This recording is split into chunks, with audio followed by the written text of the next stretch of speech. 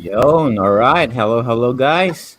Um, I always keep on looking at our show intro, and if there's one thing that I wanna say, yeah, si Peach talaga nandun no. Uh, Of Peach, course, yes. Peach's butt is always there. Oh yeah, it's one of the And highlights talaga, I definitely. don't want if there's one thing that if we're ever going to change the the title intro, parang yun ang gusto kong andun lang muna siya.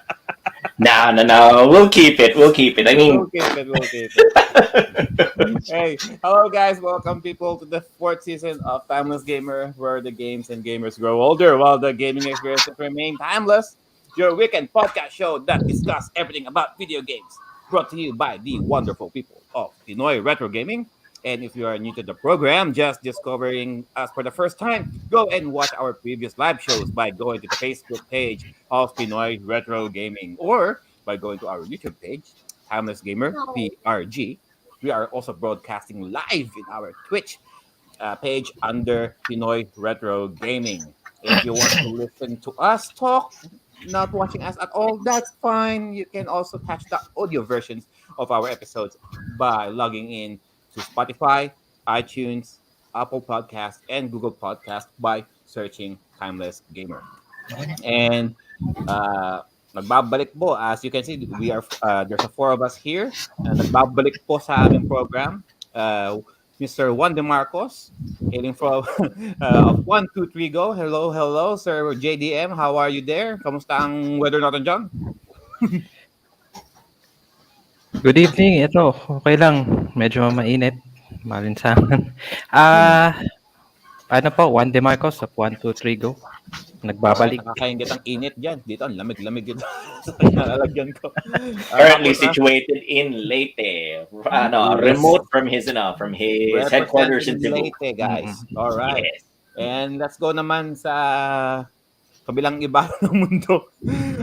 Banyaga native, Sir Joel, representing the East Coast of New Jersey.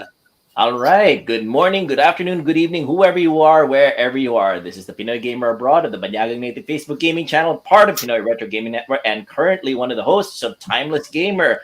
Welcoming everybody to our special episode today. Actually, every episode is special, but today's episode is going to be about the Nintendo DS. So we're very happy to have you here. And for whoever's in the chat, don't forget to make sure to say hi and you're as much part of the conversation as we are. Back to you, John.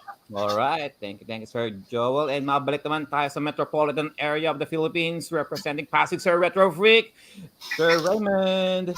From the land of Bico Soto Este, Pasig. What's up, guys? Magandang gabi. Yeah. Yan. This is Alright, Retro so- Freak. Yes. At kita nyo naman si Sir Ray, ibang-ibang hairdo natin ngayon. Hirap ang haba ng buko. Mahaba ng buhok. Mainit talaga no?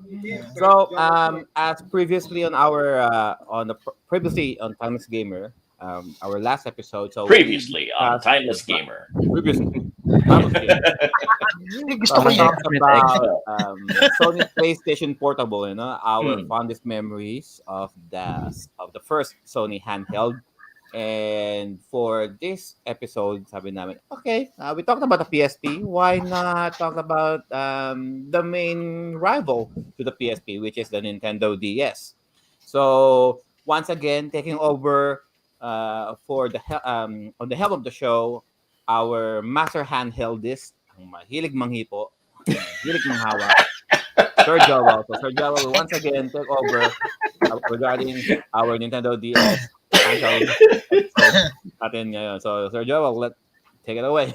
All right. Thank you very much, Joe. As Jonas did say, ako ang mahilig sa mga bagay na mga hinahawakan, na hinihipot, hinahaplos.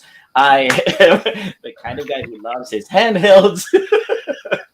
Yung mukha ni Raymond. I like that.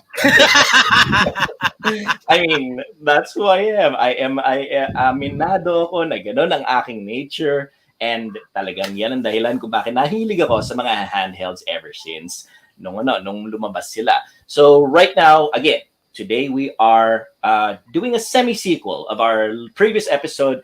Last time we did the PSP. We had a lot of fun with that. And we decided, Ay, enjoy tayo sa PSP. Might as well ituloy natin sa kanyang direct na karibal, ang Nintendo DS. So, again, we will do a very quick recap of the Nintendo DS's hardware and when it came out and how it came out.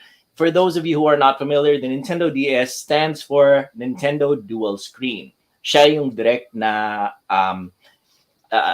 siya yung direct na inaanak or siya yung direct na descendant ng Nintendo Game Boy series, originally from the Game Boy Color, Game Boy Advance, and then eventually it iterated into the Nintendo DS.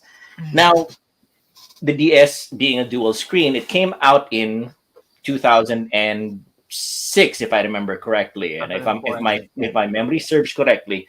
Oh no! Sorry. It came out in 2004 pala. Sorry about that. I was thinking about the DSi, if I remember correctly. When it came out in 2004, it was direct. It was quite surprised when Nintendo did that, and a lot of people were kind of skeptical nung una siya lumabas, because what are you supposed to do with a second screen? One screen would have been enough for a lot of the games that we were playing back then. Pero as it was soon discovered, with the stylus, marami-rami ka talagang pwedeng gawin with your Nintendo DS. Pwede mo siyang, and if I remember correctly, one underutilized feature of the DS was yung microphone niya. Meron siya microphone din na kasama. So marami kang pwedeng gawin ron sa DS na naging interactive talaga. The stylus could move things around on the screen. And the microphone could also help you interact with things on the screen. Pwede mo siyang hipan, pwede kang magsalita. Marami siyang pwedeng mga gawin. First things first, though, let's say hi to everybody in the chats. First, let's just say hi first to Jansen Dane Robles Imperial of Page Name Required. Jansen, hello, it's nice to see you. And of course, Mr. J. Bertol. Padaan lang, sir. Good evening. As was being shown in the video portion of our podcast right now, apologies to the audio podcast, but if you guys want to see the video part of it, just watch us on Pinoy Retro Gaming Official or on our Twitch channel as well on Pinoy Retro Gaming. We have Reggie, I think his name is pronounced Reggie Aim, and he was showing the original look of the DS. Medyo naiiba siya. It was a little different from how the DS eventually came out. And we also we also like to say hi to Raki Waki, I think that's it. Good evening po. And Jason Santiago, Jason88, happy streaming po sa inyong Ninong Joel Cuyamon, Bro Juan, and Bro Jo. Perfect, excellent. We have such a great audience here right now. As you can see, medyo naiba ng konti yung design niya when it first came out when it was first announced, and when it ultimately came out, if I remember correctly, the microphone, no, not the microphone, the speakers were on the upper portion of the screen. Magkatabi siya around sa upper screen. So, nung pinakita ng Reggie Aim, wala pa yung mga speaker grills, Pero nung eventually lumabas siya, it was quite surprising to a lot of people. Me personally, honestly, wala ako nung original version ng Ako rin. Wala ako yan. I couldn't afford it dahil I think during the time medyo nung 2004 ano ba yung ginagawa ko noon, nasa I was working, and I really couldn't afford the time of playing too much during the time, pero eventually nakakuha rin ako ng light. As far as I remember, with the original DS, 2004, and then Nintendo revised the thing 2 years later, the light version. Na yun ang mas sumikat. Yun ang mas naging mabenta. Have to admit, the circulation for the original one, I mean, The they're still DS out there, pero mahirap siyang mahanap, especially if it's functioning and complete. Yes. Yep. Most of them would just it's either meron ng mga medyo mga damages na especially with the second-handed ones, talagang kung pinagagawa nila sa screen, talagang gasin na. The version was I think one of the most well circulated Kasi may among all of the stylus, DS kaya models. usually medyo ang screen ng mga Nintendo DS Ano, Talagang tawag doon? scratch all to hell. Talagang Oo. gasgas ng todo. Sobrang Grabe. magagasgas. Mm-mm. JDM, I'd like you to read Tog Mysterio's message on our chats, if you please. Tog Mysterio did send a message. That's Tog Mysterio of Aries Playground. It's some place a little bit after Jason's message. J-Science. Ayun. Good Yeah. evening mga tito. Hi, Ninong Juan. Ang pogi niyo po. Uy, salamat. Inaano ko sa Pinoy Retro Gaming, si Oh, Tog Mysterio of Arias Playground nice. from Very good. Davao Very good. City. Very good. And we'd also like to read Marlon Hurtado Liscupidis' message. Hello, Marlon. It's nice to see you here on our stream. Anyone who played Gyakuten Saiban or Ace Attorney and became anime version based on this game. I did play the Ace Attorney series. It was a lot of fun. And we'll get into the discussion about the games a little later, Marlon. But you also made a great point a little later in the chats because you said the NDS is based on the Game and Watch console. I absolutely loved the Yeah. Game and Watch I see series. the, And that's I see also the I see possibly the one of the resemblance. reasons kung bakit subconsciously nagustuhan ko yung DS Lite because it was just so it Lahat resembled ng the handheld Game and Watch gusto mo, series. Tito Joel. Wag kang What was that? lahat ng handheld gusto mo. Lahat naman ng mga Oo. hinahawakan, Sir Joel. Absolutely. Kailangan sakop ng kamay Sakop ng Yeah, aking si mga Sakop. kamay. Ayun. So again, basically, it came out in 2004 and it was refreshed with the DS Lite, which almost everybody has nowadays. Almost everybody went for the DS Lite form factor dahil mas magaan siya, mas magaan yung mas magaan yung kanyang ang pagdala mo sa kanya. It felt a little not necessarily more comfortable, but it felt nicer in the hand for me. And it was smaller, and the screen was much brighter than the original DS, if I remember correctly. Kasi para ko siya side by side. Original na DS. The DS Lite came out, and much brighter siya ron sa yung screen niya ron sa original na DS. Natawa tuloy si Rocky. Sakop ng kamay. Kaya siguro tinawag na DS Lite because mas maliwanag siya sa origin. Hindi, that's very hindi true, sa actually. weight, no?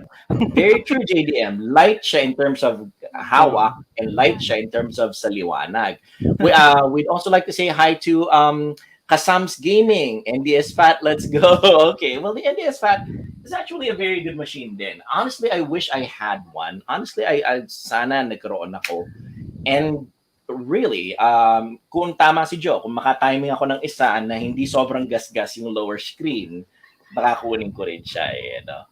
There you go. Ray Vergel Espinosa did say, we didn't have the technology that we have today in regards to scratch protection on screens. That's very true. Ngayon, don't have it yet. if you have your cell phones, And this was what, mid 2000s? I mean, 2004, yes, I mean, 2004. yung mga Gorilla Glass what? Just came out like what, 5-10 years ago? Exactly. Even before the DS's time. Yes, that's very true. Gorilla Glass was available, but it was expensive during the time. Hindi pa siya kasing laganap, and really, if you wanted Gorilla Glass on the DS, it would have made it much more expensive. The DS came out for $150 dito sa US when it first came out. Eventually, bumaba siya ng presyo, and then eventually lumabas yung DS Lite, and that's what everybody got. Nagkaroon din ng subsequently ng DSi, which is more internet. It was expected to connect to the internet, and the DSi XL, if I remember correctly, which The came out in LL. 2009. The Yes, extra extra large. large Malaki ang screen. kamay. The larger The bigger large. hands. The The bigger touch and visually impaired. Yes, the Lahat ng mga DSi bulag, XL. yung mga Yeah. apat ang mata. Yan. The DSi XL, the F Cup version naman yon. And pagpasensya na lang sa audience for you kids, you just you'll understand as you grow. So nagkaroon tayo ng mga iba-ibang iterations, and then later on nagkaroon na siya ng 3DS, but we'll allot a different episode for the 3DS pala. We'll allot a different episode for the 3DS because honestly, sa dami ng magagandang games para sa Nintendo DS, we had to limit ourselves to just 2 favorite games that we had on the DS for this episode, or else if kung ano man yung natitira yung gabi for the evening dito ng Sunday, we'll run through that very quickly. You know? So we'll allot today's episode for our top 2 DS games and one runner-up. But if you guys want, you can also toss in your favorite DS games on the chats. We'll definitely discuss as many of them as we possibly can right now. And we'll talk about why we love our DS games. Okay, so first up, let's talk about our DS, our favorite DS version. Is there a reason why you guys wanted the DS Lite in particular? Raymond, you can go first. Well, just like in light. Mhm. Light. Yeah, light. Ito yung first actually DS Lite. First handheld ko. Hindi. Third handheld ko ng Nintendo. Kasi I got a Nintendo Game Boy, DMG, Nintendo Pocket. Then afterwards, Nintendo DS Lite. Mm. So, why? Why do I love Nintendo DS Lite? Dito ko natapos yung Pokemon Gold, Silver. Heart Gold saka Soul Silver. So, parang at saka handy that time nung college days ko. Medyo handy talaga siya. Aside sa PSP, it's yung mga games ng Nintendo kasi is medyo maganda rin. Kaya rin. Okay, that's good. JDM, do you have any particular memories about the hardware of the DS? Hardware? Ang first Nintendo DS ko is the DSi. I bought it on my kalimutan ko na, 2014, mga yata 27th, 28th birthday ko. Nice. It's my first talagang binili ko para sa akin, the DSi. So wala kasi nasa Cebu kasi yung yung DSi ko. It has the yung tawag nun, camera sa cover yung I forgot to mention that. Yes, that's true. Aside from the yung nasa loob, yung nasa niya, sa hinge niya. And yun, talagang sobrang nag-enjoy ako kasi meron siyang yung Nintendo cartridge. Nintendogs. Tapos inalagaan ko pa yun eh. Meron ako niyan. Oh yeah, Nintendogs, grabe. Nintendo. Yun yung dahilan kung bakit nasira yung very first na DS Lite ko kay Alexandria. She played so much with Nintendogs na nasira yung in DS. Nalungkot ako nun. But what can I say? The price we pay for having our children. Joe, is there any particular story that you have regarding your DS? Or regarding your experience with DS hardware? With the DS, so when the DS came out in 2004, I was in college at the time. Was it in college? Fourth year in college. So on my collegiate years, medyo MIA muna ako sa video games. I focus more on my studying back then. And I was always been a Sony PlayStation guy anyway. So kung ano man yung nilabas ng Nintendo, parang dead ma lang for me. I mean I know there's a Nintendo Gamecube, but for the longest time I didn't even know there was a DS. I know there was a Game Boy Advance and an SP, but I never, parang late ko lang nalaman, mga late 2010s ko lang nalaman na meron palang DS na nilabas. So everything, all games and all marketing just flew right off me. And it wasn't until when I was earning on my own na doon ko lang nalaman na may DS and I wanted to buy one. But but it was already 2008, 2009, the PSP already came out. And between the two, sabi nila mag PSP ka na lang, it's a better hardware anyway. Yeah. Which we did. So we bought our first PSP on 2009. For the DS rather, because I didn't have the money to buy another handheld. So we went back, nag-emulation muna ako, and I realized there were a lot of, hey guys, I'm an RPG guy, right? There were a lot of RPG games released for the DS.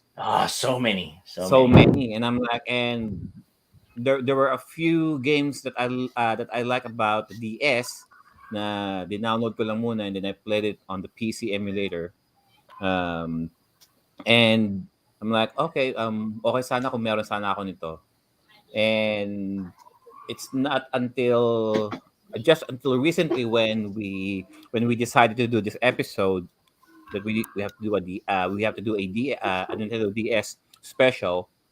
So I went to message boards and asked them what would be the best model of the DS. Either Yeah. so you got the original, Yes. the bulky one, The bulky one. Yeah. the bulky one. It has it's backwards compatible with a Game Boy Advance, guys. Region free, compatible with the Game Boy Advance. Sadly, not compatible with the Game Boy Color and the original Game Boy games. Yes. Okay sana kung ano, no? Okay sana kung compatible na lahat. I mean, certainly it should be capable of doing that, but hey, Nintendo chose not to. Yeah. Would have been great kung okay sana. And then you got a DS Lite, 50 grams less than the original DS. Yes. Mas sinimplihan nila ang Yung layout. Yung layout. Yeah, that's true. And still everything else still in Wi-Fi with microphone support, Yeah. GBA, Game Boy Advance support, all that stuff. And then you got your DSi na for some reason tinanggal nila ang Game Boy Advance na the support just so that you can put an external SD card so you can extend your the memory space ng DS. And they've also included a camera na at the time siguro revolutionary, but for today ang labo. I mean, why would you even use the camera? Although there are specific games that uses the camera and also only exclusive for the DSi. So if you're going to play these specific games on the light version or the original version of the DS, you cannot even play those. And okay yun, but if you're not really into those games, what would be the point of owning the DSi? Ang maganda lang if ever sa DSi would be I think Nintendo the Nintendo store was already online before but back then, so you can pretty much download your games then put in your DS Lite. I mean your DSi. And then came out with the DSi XL. Yes. Basically a DSi only with a larger screen. And I'm like, okay, so out of the four, what would I buy? Sabi ko, well, I would rather go with the light version because apparently the light version, the maximum battery life could last you until 19 hours. With the original, it can only last you like what 14, 15. The Roughly. DSi Lite has a simplistic design, Mm. GBA support, everything else is also included, but the battery life can last you up until 19 hours. So, hey, nag-DSi Lite na lang ako. So, hapon. Particularly the Guitar Hero version, is that right? The Guitar Hero version, which is I got. So, With the may handheld na na parang mga buttons na extension yan para sa you wanted to play the actual Guitar Hero game on it. so I got a guitar. Meron I ako. got a Guitar Hero. Ayun, there you go. Raymond has it as well. So I saw this one on Marketplace. The seller was selling it for $100, including the add-on Guitar Hero. That is not a bad price. Kasama rin $100 yung for everything? Kasama ang game. Oh. And he also tossed in an R4 card. Oh, nice. Very good. So you can put the Nintendo DS games ROMs inside here, so you can play it. I think he preloaded it with 100 games or so. I haven't checked them out each one, but so far I'm liking this. And dahil because I have a few Game Boy Advance games in my collection, might as well have this one rather than going for the DSi or the DSi na anin ko ang camera. And even with the exclusivity games on the DSi, why would I even need those? That's and very true. going for the DSi XL. I already got the 3DS XL for that. Mm. Mm. Ayan. First things So, first, let's, as an aside, Joe, let's just say hi to everybody who is in the chat.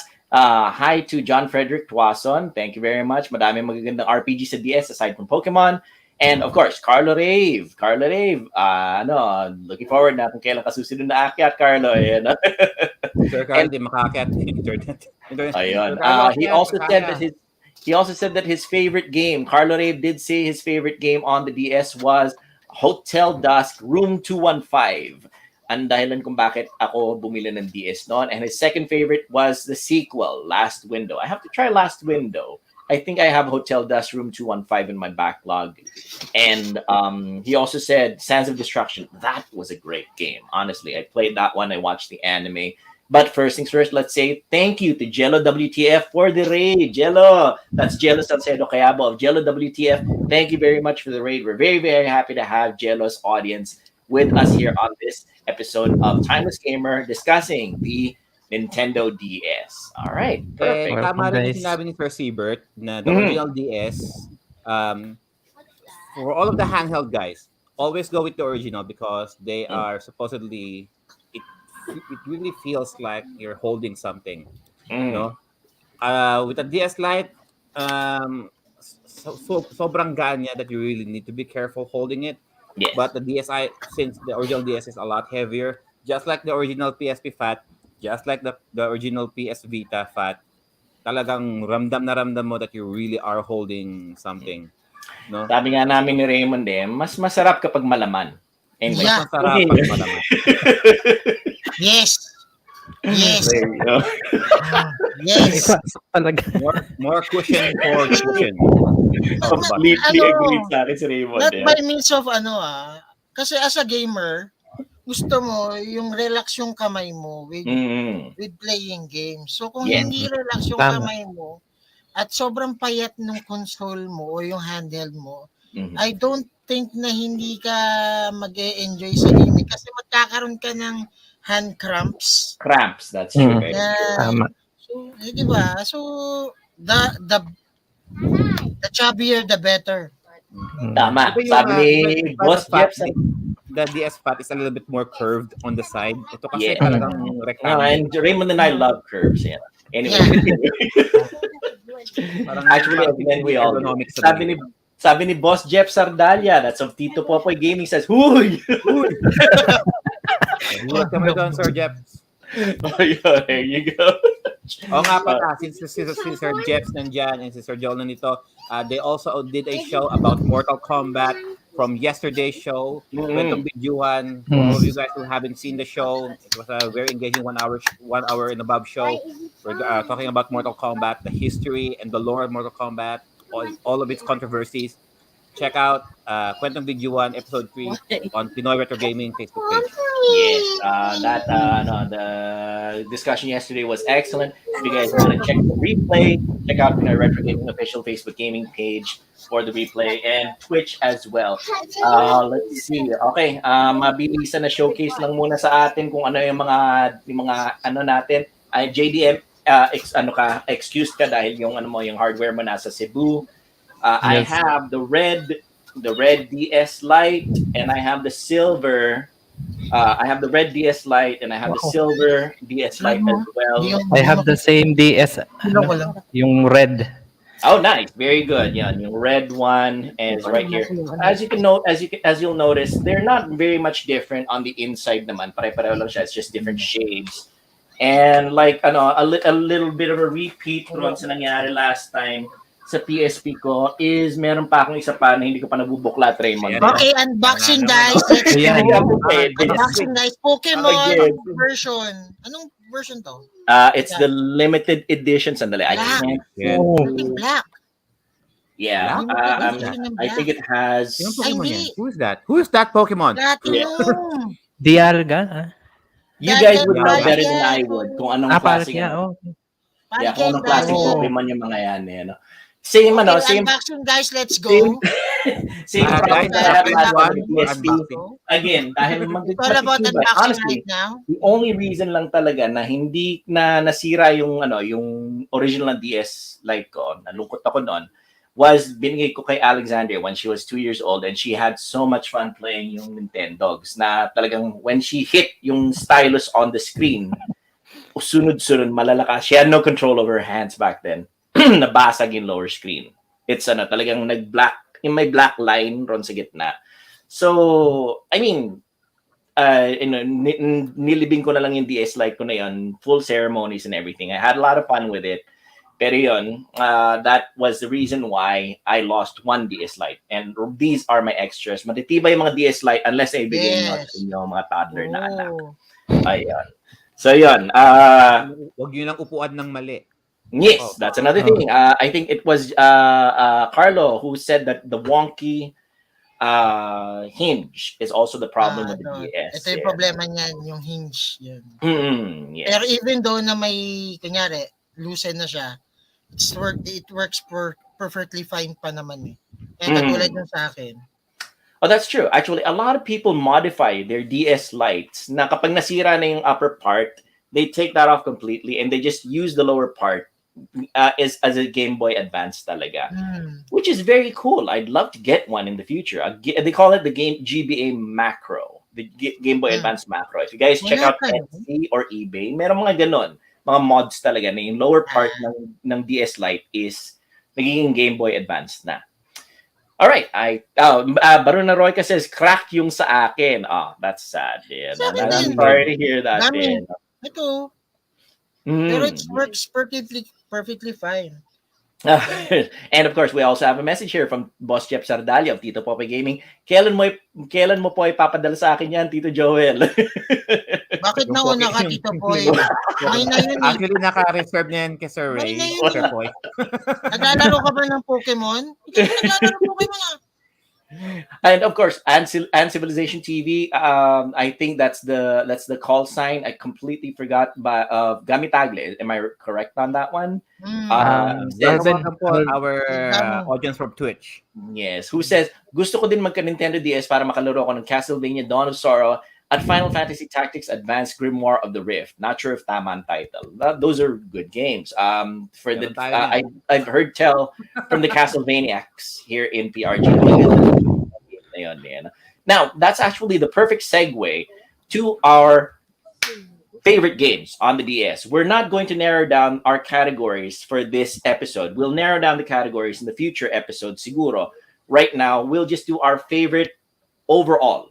It doesn't matter what genre you want your game is. Later on, we'll do special episodes for particular DS genres like RPGs, action games, adventure games, fighting games on the DS if you guys want, as with other platforms. But today, it's an overall top 2 favorite DS games of all time. Personal, this is completely subjective. If you guys want, you guys can have violent reactions on the chat. So you guys say that game sucks. Type it into the chats. We'll absolutely read those chats out for everybody to react to as well.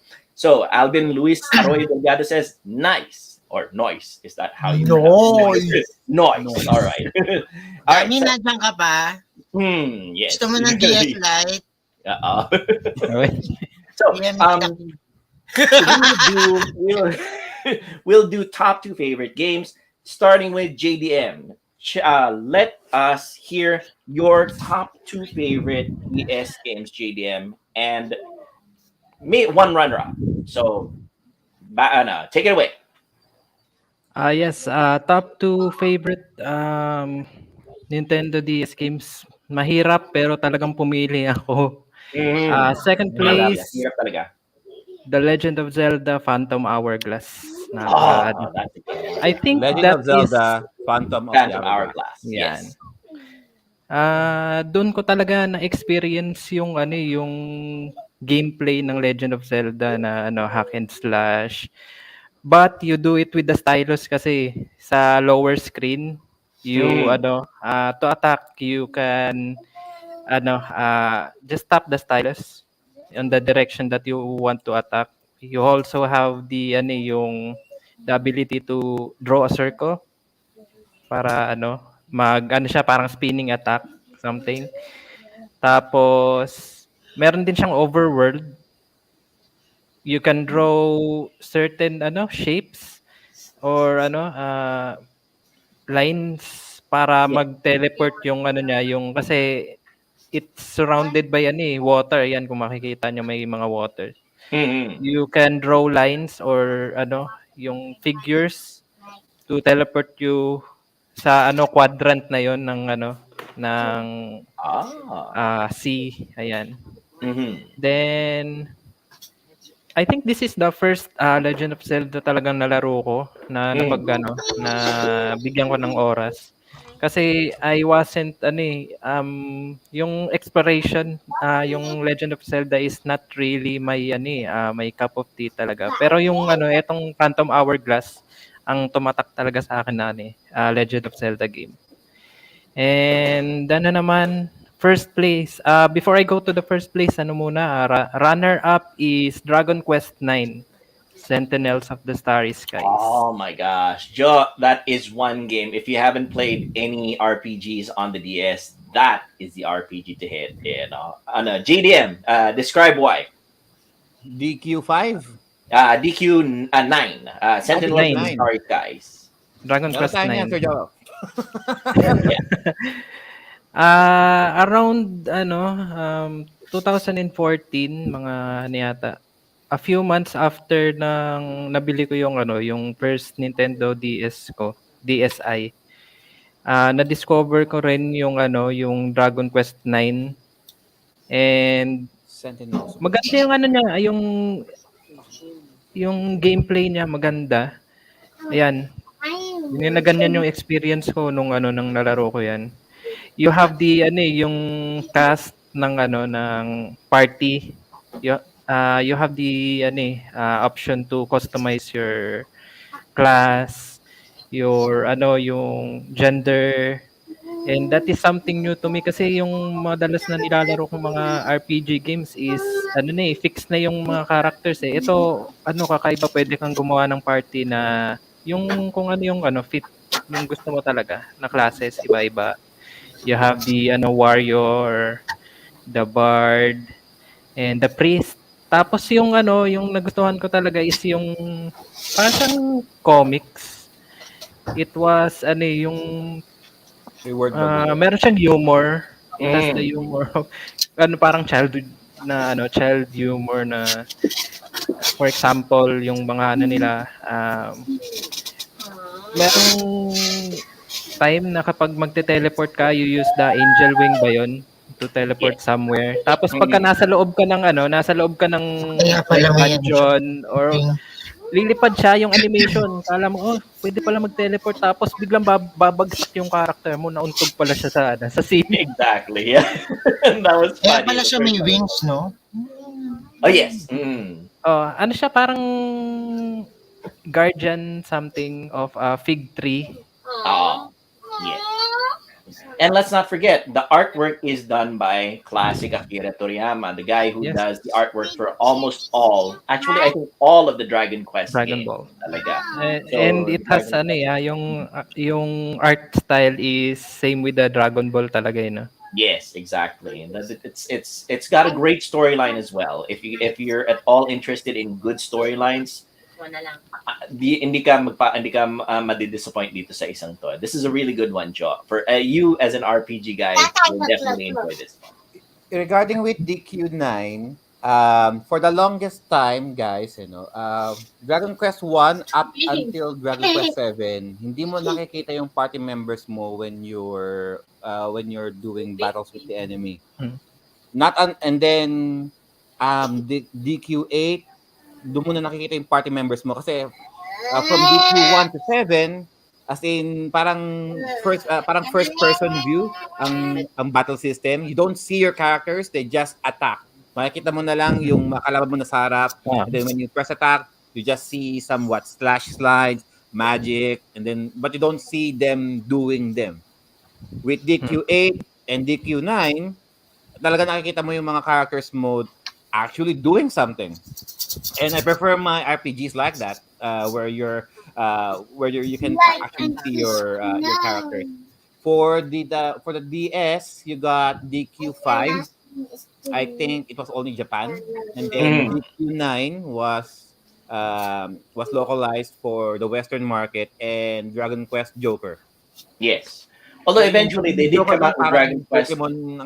Pokemon ng style ang gameplay eh. Yeah. Imbis Although na eventually mga they tao did come kakabi out mo, with your monsters. Yeah. Dragon Quest 4, 5, and 6 for the DS as well though. 4, 5, 6. Magaganda rin yung mga yon. That was a good trilogy of games as well. Ayan. So that is JDM's top 2. And what is your runner-up, JDM? Actually, yung Dragon Quest 9 is the runner-up. Yung first place ko is syempre, paborito, Pokemon Black and White version 2. Ayun. Okay. The Pokemon Maganda Races yung War. ano. The Pokemon Races War. Bakit? Pokemon Black and White version 2 is yung talagang nasundan ko na na series.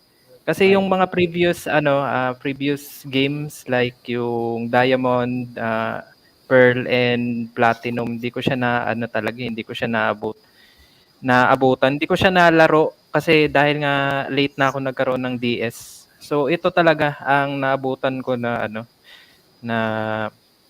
Pokemon sa DS. And makikita mo talaga yung evolution ng Pokemon games na umabot siya sa DS. So gumanda na yung graphics like yung nandito sa screen. And talagang veteran Pokemon player, talagang wala yata akong Pokemon game na hindi nagustuhan. And this is one of my favorite talaga. And since Pokemon, it's hindi mo na siya kailangan explain. Kasi 'di ba Pokemon is Pokemon nga sabi ni Master J of Freemorn. Dito sa sa Black and White, Sir JTM, which Pokemons are exclusive to what game? Hindi ko matandaan kung ano yung talagang mga exclusive. Pero yung isang ko talaga is yung Pokemon Black talaga. Kasi nandoon isa sa mga pinaka-paborito kong legendary, si Zekrom. And you also have the ability to do a fusion with Kyurem. So you will get parang yung abilities ni Zekrom kakaroon ng affinity dragon and electric type. I think this is one of those early Pokemon games na nakikita mong gumagalaw ang mga tao and your Pokemon. Yes, Sa Game Boy tama. Advance, talagang, colored lang sila but very static. Here, you can actually see them move. Yes, and yung animation na kapag sila, like, yung na asleep, yung talaga nagko-close yung mata nila, nakikita mo talaga yung animation. Very detailed. Yes. All right. So that's the number 1 pick ni Sir JDM, Pokemon Black and White. All right. Let's say hi to the people in the chats right now. A lot of people seem to agree with JDM's pick for his top favorite. Romel Bonzilio did say B2W2 Supremacy. Let's go. Pinakamahabang storyline. Oh, okay, that's cool. And let's see who else did say that. Jeff Savdalia did says favorite ko Pokemon White version 2. Mga versions pala I know. I didn't know things like that. Mga versions ng mga Pokemon White and Black. Yeah, I think I saw those, pero I'm not sure if it's just a software update or a bug fix. It's a direct sequel of Black and White. Okay. So it's storyline wise. 2 years ago, 2 years later yata ng Black and White. All right. And then why fake version? Kasi yung version parang you updated it you did some updates on it, pero sequel. And of course, let's not forget to say hi to Roselo Reyes of Risk Play. He says RTS style, see Final Fantasy 12 Revenant Wings. I'll have to get to that game sometime in the future. Rogelio. And of course, let's see. Marlon Hurtado Iliscupides tosses up a quick question here. Anyone have the R4 cartridge before? I think we all did. I think we all have the R4 cartridge. Not that we condone the not so legit uses of it. You can use it to play your games na hindi mo na kailangan i-swap out lahat ng mga games mo all the time. Wink, wink. Okay, that is the reason why we have our R4 cartridges. Para hindi mo na kailangang dala yung sandamukan ng mga games mo. Just put them all in there so that when you go out on long trips or inaantay mo si Mrs. sa grocery or sa shoe store. Unfortunately, yung R4 ko hindi na nare-recognize ng DS tsaka ng 3DS ko. I think there's something wrong with kailangan mo lang siya i-update. Oh, really? Na time bomb actually. Feeling ko na time bomb. bomb. I heard about that. May time bomb siya. So, parang i-overhaul siya. I'm searching the forums. Paano siya mapapagana? I think there's one way to do it, but I haven't done it yet. Ang daming files na kailangan daming files na kailangan download. So may update lang, Raymond, from your experience. Oo, ito. Because I think yours is the gold. Baka yung gold may kakayahan. Yung original na R4 baka wala. Anong year yung sa'yo, Sir Ray? Anong year yan? This was like 2014. Kasi sa akin nakalagay 2019. Ito 2014. Okay. Maybe baka nga Raymond might have a little technique. You guys are gonna have to coordinate later para para maayos ni Joe yung R4 there. Tapos yan, may isa pa akong binili like it's a 2000 R4 Gold Pro. It's okay. We have a message here from a very quick one. John Frederick Twason says, I attempted na mag-reshell ng DS Lite dati gawa ng broken hinge. Ayun, nadali yung ribbon cable ng top screen. Okay, for you hardware guys. Why is para ma-bypass ang time bomb yan? I downloaded the YS menu, but it's still not doing anything. I think there's something wrong with my NTR. I think to overhaul everything. Back to scratch. I-reformat mo lang, tapos may ka lang. After that, you're good to go na rin. Kasi nung nakuha ko siya, Sir Ray, nung nakuha ko siya, gumagana. But I got it like on 2018, gumagana naman siya. And then when I got my 3DS, syempre nagano ako, in-upgrade ko siya. For some reason na yun gumana. I think I did something wrong. Anyway, okay. So those were JDM's top favorite games on the DS. And since Raymond was able to give out the solution to the YS or the R4, let's hear his picks naman. Well, my picks. So tatlo to. Tatlo. Yung second runner up is even though na ko siya. Yan. Pakita lang natin. Siyempre, Pokemon fanatic tayo. So let's start with Pokemon Heart Gold and Pokemon Soul Silver. Heart Gold and Soul Silver. Yan. So dito sa Pokemon na to, in-upgrade yung sa Gold and Silver. Sa Pokemon Color sa Color. So the thing is, bakit ko siya gusto? Almost from Kanto to Johto, nandito na yung storyline. At the same time, yung mga Generation 3, yung almost Generation 4 na Pokemon nandito. Tama? Yun. So, dito ako na-addict na kakalaro na nag-aagawan kami ni Mara playing this. Kasi si Mara is playing Pokemon White. Ako naman, I'm playing this. So, nag-aagawan kami sa Nintendo DS. So, yun. And, ito pa. The second one, the first runner-up is yun, kay Gami. Hindi lang porket lalaki ako, hindi ako mahilig sa ganito. So, Ano yan? there's runner-up, Cooking Mama. Oh, hindi. I like that one as well. Mama. That's a good one. That's a good one. Honestly, ganda yan. Ganda yan. Okay.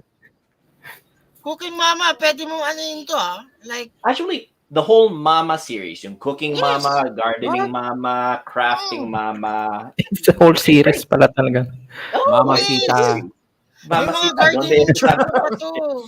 Tapos, ito pa, Tito Joel, when the Cooking Mama was released on the Nintendo Switch, ako Yes. mismo bumili kay Mara. Okay. Hindi alam ni Mara, ako yung may gustong maglaro. So ito pastime namin ni Mara. Yan. Who made yan, this Cooking game? Mama. I forgot. Yan. Sobrang Who did relaxing make at the Cooking same time. Parang isipin mo yung tawag doon, yung ingredients saka yung menu niya, baka pwede kong gawin. Hindi ko pa naman nasusubukan. Little interruption, Raymond. Jello Salcedo Kayabov, Jello WTF says, Cooking Ina sa Tagalog. Sa Tagalog. Well, Tito Poy, meron din to sa Wii. Cooking. Kaya, yan. That's Pero very good. mas madali kasing maglaro or gumawa ng food using a stylus.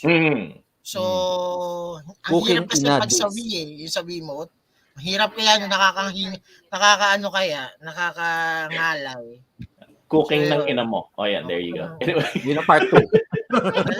Cooking Mama Tagalog. Yan ba siya like? Yes, Sabi ni Sir exactly. Carlo, yan, never curious lang ang cooking series. Nababasa ko kasi gaming mags dati. Never like any.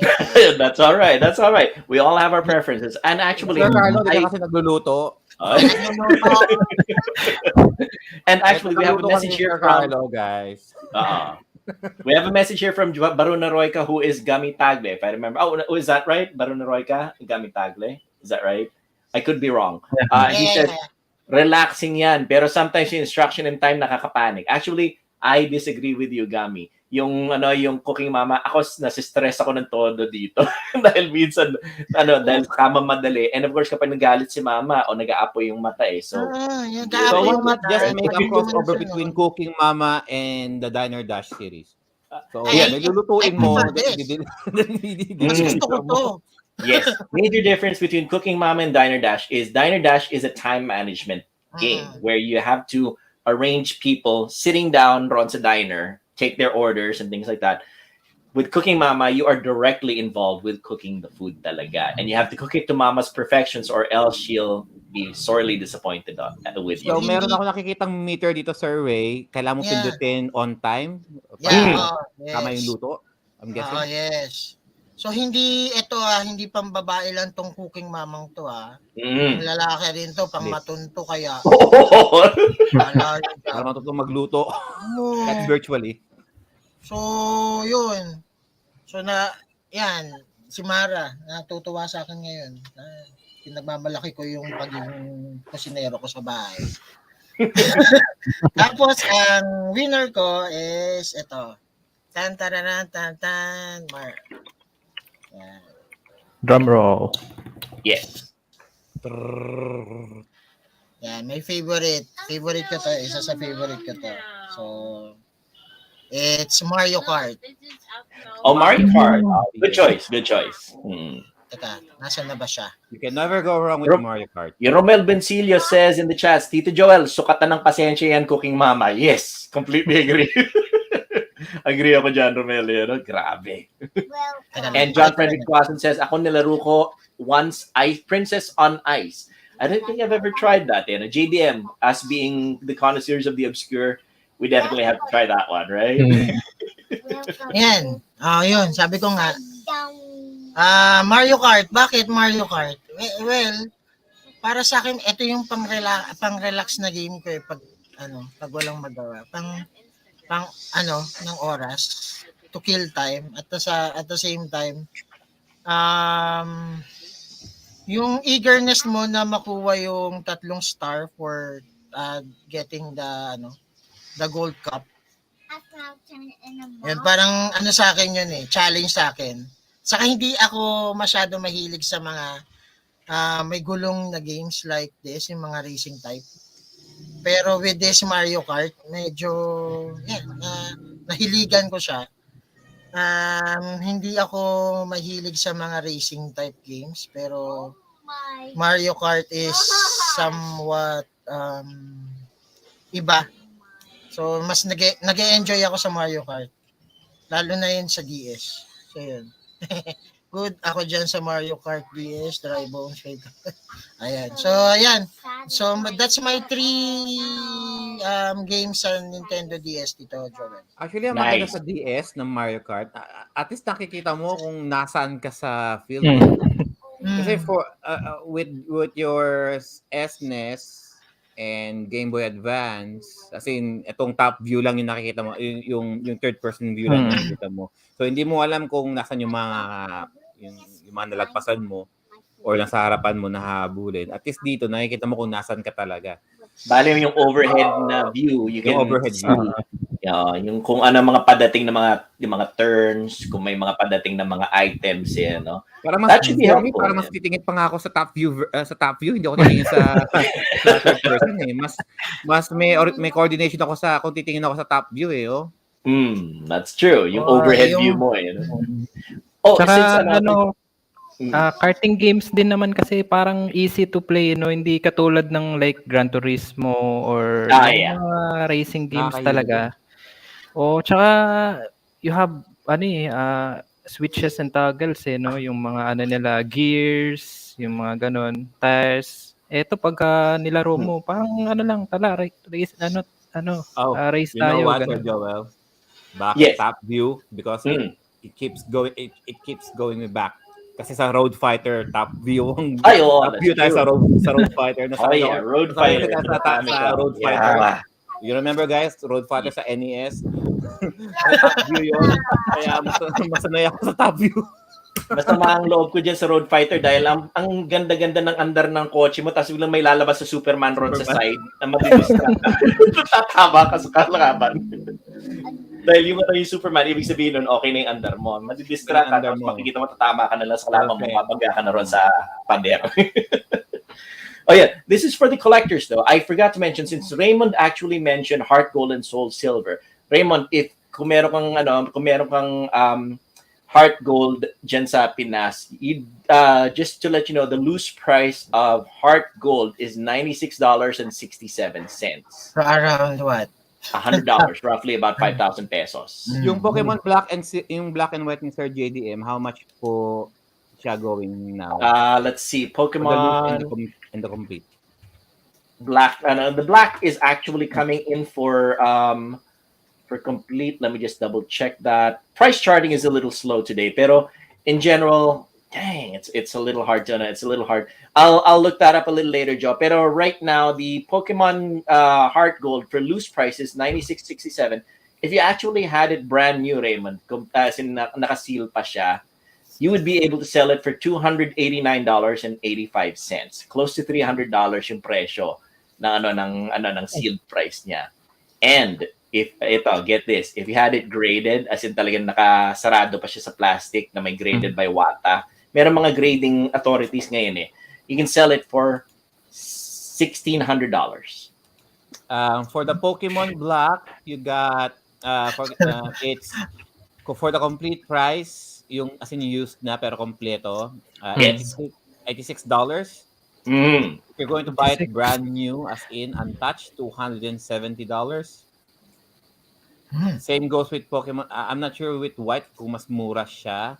And this is the reason why, guys, bakit kailangan nyo ng artwork. Tama. Actually, marami akong nakikita sa sa retro gamer community natin, Sir Joe. They're selling it. Tapos may natatawa pa, bakit ganyan yung presyo? Hello. No, honestly, if you look at price charting and if you go to yung mga retro conventions dito, they do go for those prices talaga. Honestly, with Soul Silver, I just had a quick look. A loose price is also $94, but if you had it ng new, $600. As in $600 yung Soul Silver na naka-seal pa, and if you had it graded, $2,334. As in kapag meron kang graded na na Soul Silver, if you sent it to a grading authority na walang warak pa yung yung kahon na nakaseal pa yung plastic. I didn't even realize I had these games. Which one is that one? Nakita ko lang to when I was in a flea market dito sa Sydney. Pokemon White. I didn't even know I had this game. There you go. Pakiuwi discount. Pokemon Black. Hindi mo naman siya lalaruin. So, ayun na, tinuturo na ni JDM yung sarili niya. Pokemon Platinum. Platinum mo yun, no? Mine. Naka-plastic din. Plastic din. Diamond. Diba? Sige, JDM. Sa'yo yung diamond. Sa'yo yung diamond. Okay lang basta meron. Yan. Agosto naman, Sir Ray. Di ba? Uwi ako. Uwi ka. Di ba?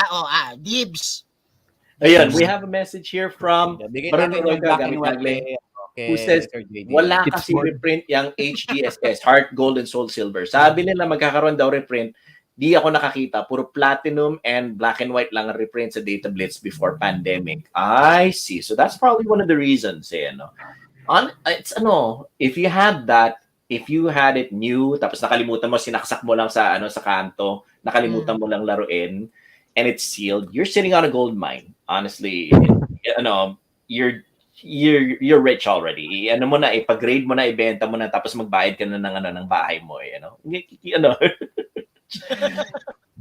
And since Joe was kind enough to show his selection of games, we might as well continue with Joe's top games for the DS. Go ahead, Joe. Sir Joe, ako na yung Platinum, yan, meron naman pala. Perfect. Sige. Meron ka na pala Dragon Quest 9. Okay, sige, Joe. Tatandaan ko yan. Uwi ka ng Bobo. Tatandaan. Parang aantayin sa labas yan. Hindi, seriously. Nakita tayo, di ba? Di ba ano ba yung Diamond tsaka Platinum? So, it's Diamond and Platinum tandem ba siya? Diamond and Platinum tandem. So, yung Diamond ay Platinum lang yung kukunin ko sa'yo. I'll give you Diamond and Platinum. I'll give Sir JDM Black and White. Yan. Deal. Actually, that's on record.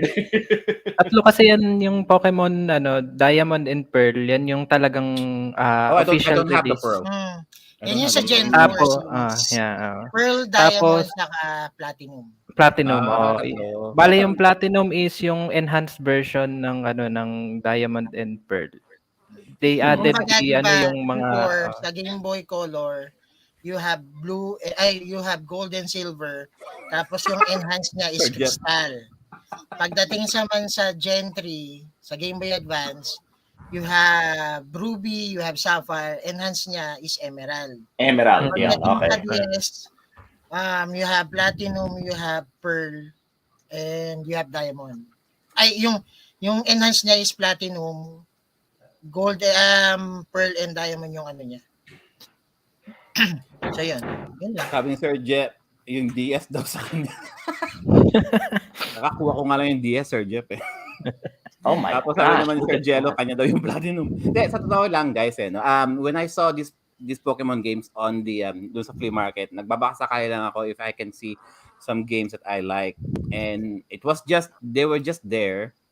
I think the guy was selling it for $20 each. So sabi ko, mura na. And this is Pokemon. Sabi ko, and I'm like, anin ko Pokemon? Hindi naman naglalaro ng Pokemon. But sealed pa siya. Well, the three of them anyway. 3 out of 4 anyway. It's just $20. Sabi ko, siguro for collectors ating purposes, pwede siguro. So, kinuha ko na lang din. Out of all of the games that he has, yun lang yung natipuan ko na hindi ko naman din nilalaro. But hey, anyways, ako sabi guys, ni Boss Jeff, nagkakabigayan, maawa kayo sa akin.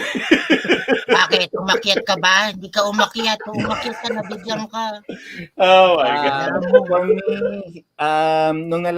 for the DS games, I'm an RPG guy. You know me. Ang daming lumabas na JRPG.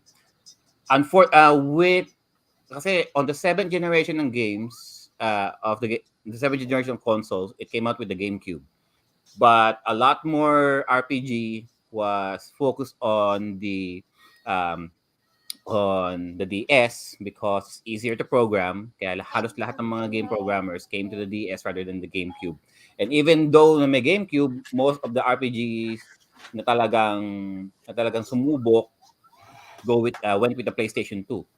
And everything else, kung ayaw nila sa PlayStation 2 for easier programming, they went for the DS. Kaya ang dadaming RPGs na labas sa DS. But before we head to the RPGs, I would go with my runner-up. Itong runner-up ko, I would consider ito yung parang go-to game ko kapag wala lang akong magawa or naghihintay lang ako sa bus. Yu-Gi-Oh! Na naman, syempre. Yu-Gi-Oh! World Championship 2011. What is that? Yu-Gi-Oh! World Championship 2011 over the Nexus. It's a card game pa rin. Yu-Gi-Oh! Pa rin siya. And So, mahilig ka sa card game, Sir Joe? Aside just sa Yu-Gi-Oh! RPG? Yu-Gi-Oh! Just Yu-Gi-Oh! Actually. For card games, Yu-Gi-Oh! And Card Fight Vanguard. So for Yu-Gi-Oh! Talaga yung kasi I watched the anime. So from season 1 up to season 5, which is Yu-Gi-Oh! 5Ds. Is that? No, that's the fourth season. No, is it? First Yu-Gi-Oh! Then GX, and then 5Ds. All right. So 5Ds, yeah. Ito yung third season pala ng Yu-Gi-Oh! So I watched the anime from the start up until Yu-Gi-Oh! 5Ds, and lahat ng mga Yu-Gi-Oh! Games na lumabas sa DS, I played it on the emulator at first, of course. And 2011 was the last game, the Yu-Gi-Oh! Game that was released for the DS before jumping ship to the 3DS. There's also merong version ng PSP which we discussed the last episode. But ito ang Yu-Gi-Oh! 5Ds na for the Nintendo DS. And nilalaro ko siya, wala lang, as in, dahil hindi mo kailangan ng strategy guide, all you have is just, basta computer lang mo yung mga cards mo, just play with the computer or play with somebody else. Ganun lang siya. Hindi mo kailangan masyadong seryosohin. Kung matalo ka, reset, you know. And what I like about this particular game, talagang ano na siya. It only came with yung second to the last season ng Yu-Gi-Oh! 5 ng Yu-Gi-Oh! 5Ds. Yung last season na talaga, yung talagang season finale ng Yu-Gi-Oh! 5Ds na sa PSP, which I've also discussed the last episode. So I like this game. And dito sa game na to, you can actually play card games riding motorcycles. So, and it's safety hazard, all right? God forbid, mag-text ka habang nagmo-motorsiklo. You're playing card games while riding your motorbike. Wow. Paano? Ayan, no? Ito ano lang yan? Yan yung normal na normal na laban to. Na battle. Pero merong version niya na talaga nasa motorsiklo. If you think that's crazy, yung Wii version nito, yun talaga mas nag-focus talaga sila sa bisikleta, sa motorbike doon kaysa sa ganitong klaseng gameplay na parang over the table lang na card game. Doon talaga sa Wii version talagang bisikleta, talagang motorbike talaga ang laruan doon. And with Over the Nexus, I was trying to get an actual copy of this, but it cost like more than $100 just to get this game. Because this was the last Yu-Gi-Oh! 5Ds game that was released for the DS. Kasi if I'm going to own a Yu-Gi-Oh! Game for the DS, I would get this one kasi mas complete. For the time, siya ang pinaka-kompleto ang card inventory. Ang maganda rito sa DS na to, out of all of the games released for the Yu-Gi-Oh, ito lang yung merong before the PSP came out, merong mga summon animations to. Certain key monsters will get their own special animation if they're being summoned.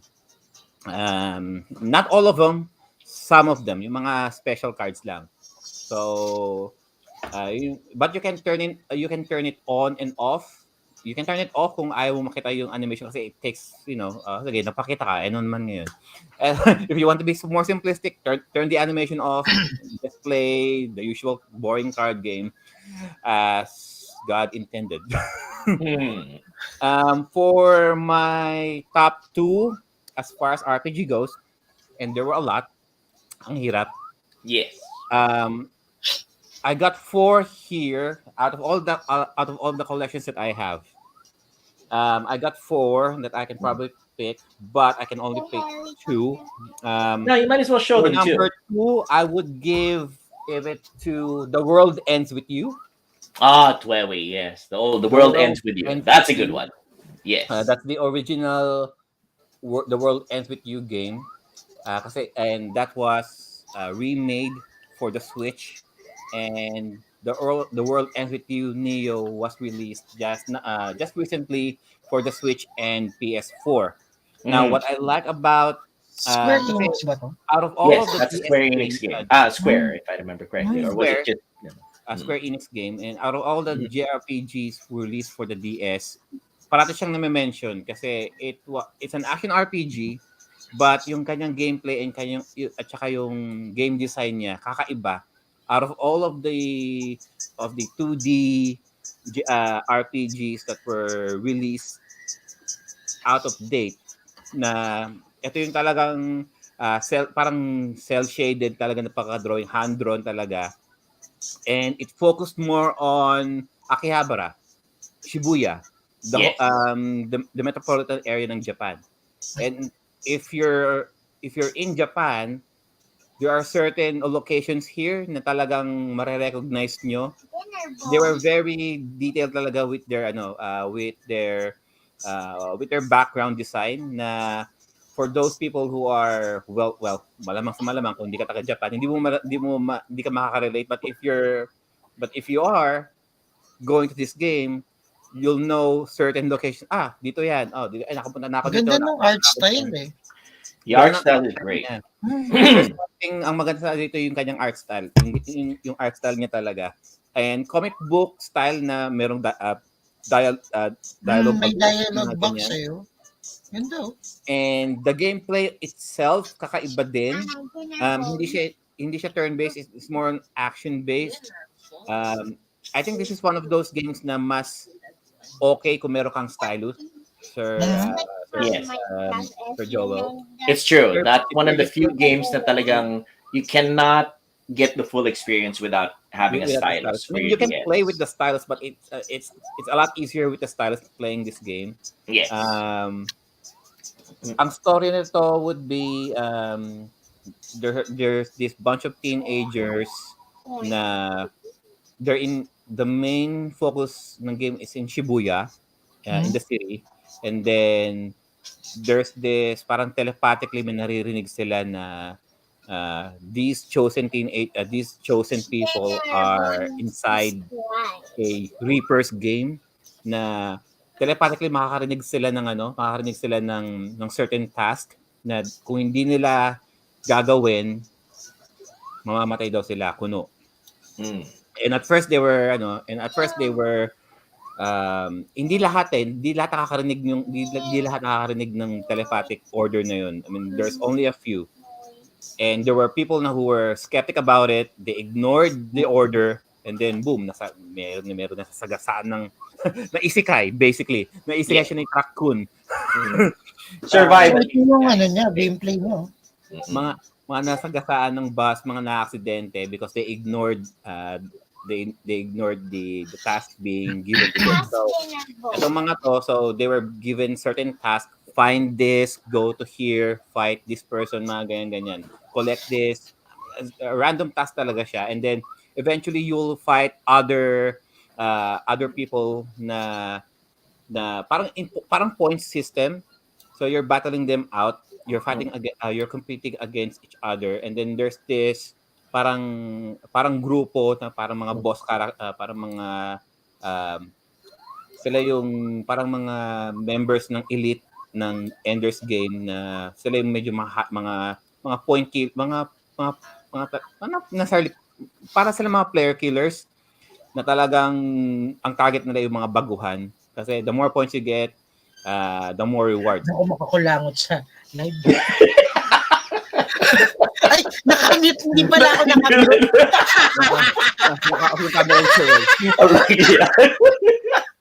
Tsaka yung gameplay Sorry. na Ayos lang yan, Raymond. Ayos yan. Yes. Ang isa rin maganda sa gameplay na to, pwede kayo mag-tag team. Merong mga union attacks din to. Maganda yung animation niya. All good stuff. If you're going to play the original, you can play this game. Mas pina-enhance nila ang version na to sa yung remake for the Switch. Of course, hindi siya dual screen, but you can play two characters. You can switch between the two.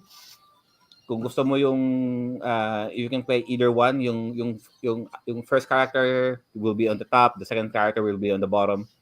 The AI will control the second one if you're not playing them. You can also help out just in case na dehado na yung kakampi mo and all that stuff. It's critically acclaimed by reviewers and gamers when it first came out. So I'm giving it to number 2. I'm only giving it number 2 on my list. Out of respect for its uniqueness. If I can interject something, Joe, there's two things I can interject. I think the Switch version is based on the iOS version, the Apple iOS version. Na integrate na nila yung DS, yung dual screen system into one screen na. Yeah, that was good. And number 2, everybody applauds the artwork, the deep gameplay, yung badge, yung pin based na game. But panalo yung art style niya.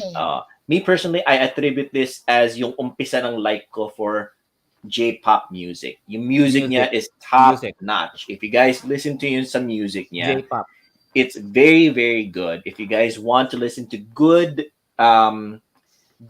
J-pop style music or J-pop music directly, I think I'm not sure if they're real songs that are popular in Japan or they made songs specifically for this game. For the songs, Sir Joel. I think they use actual band songs, but it's great. Honestly, the music is astounding. Sobrang ganda siya. Diba ang kulay niya, di ba? Makulay siya. Anime-ish style talaga siya.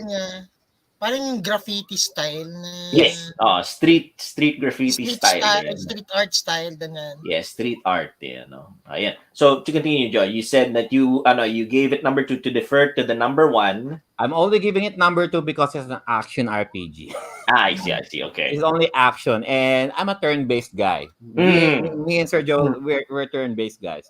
Yeah. In terms of RPG, so kung yan ang number 2 ko, what would be my number 1? I would give my number 1 to so that was the World Ends With You. So that's my number 2. And I would probably give my number 1 to Golden Sun.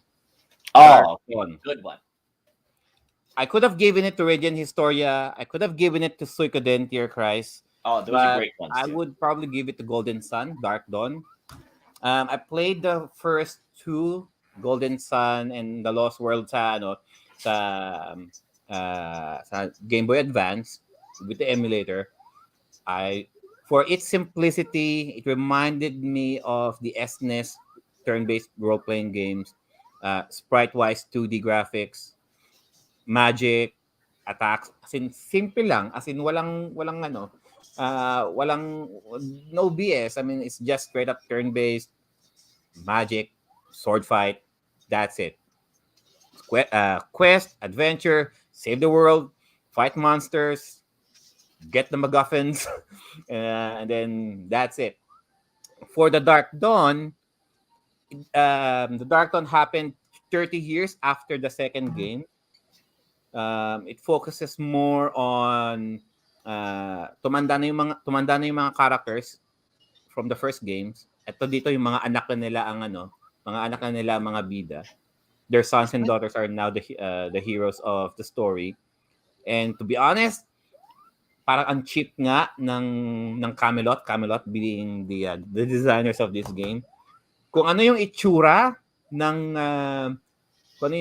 characters from the first two games, ginamit nila dito sa mga anak nila. So when I first saw this and I thought, kasi itong sa cover, akala ko si Isaac. No, it's not Isaac. It looks like Isaac because they recycled the sprites and then called them mga anak nila. Okay, nga naman. Mukha nila yung mga magulang nila. But no, it's so lazy. Hindi man lang nila binago ang character design ng mga ng mga anak. No, yung itsura ng mga anak nila, they're basically carbon copy nung first character sprites ng first two games. What the hell is wala lang. So kapag nilalaro ko siya, feeling ko parang sinadya nila yon for the sake of nostalgia kasi if you're going to see the same character designs, isipin mo you're still playing the old characters. But no, I don't know what happened there. I prefer to think as they're being consistent. They're being consistent. So there's no gameplay wise. There's if you guys are familiar with the Golden Sun games, the first two, it plays pretty much the same way. You still got your gins. You need to collect your gins to improve and to upgrade your magic. You still need to combine them para magkaroon kayo mas to create even stronger magic, of course. Ang nagbago lang dito, guys, they're more 3D. It's more of parang 2.5D nga eh. Hindi siya necessarily 3D. It still look like anime-ish style na chibi form, but mas makikita nyo yung upgrade niya during battles. Mas humanoid style talaga sila. More polygons are involved. Mas hubog talaga ang katawan nila dito. Hubog graphic was nice. Yung graphic na nice, ha? Gusto ko siya. Magic, summoning, magic, and physical attack, pretty much the same. Pretty much played the same thing as your the first two games. So for all of you guys who want to continue with the Golden Sun series, Golden Sun Dark Dawn, so you can play this. There are certain reviewers and gamers said that medyo nag-decrease daw ang storytelling level daw nila dito with Dark Dawn. Mas okay pa daw ang story ng 1 and 2. But if you want it in full circle, you can play Dark Dawn for the sake of it. Gameplay wise, if you're going to ignore the storyline, if you're just going to play it for what it is, you'll enjoy it. So I'm giving it to Golden Sun kasi good old-fashioned turn-based JRPG. Walang bullshit.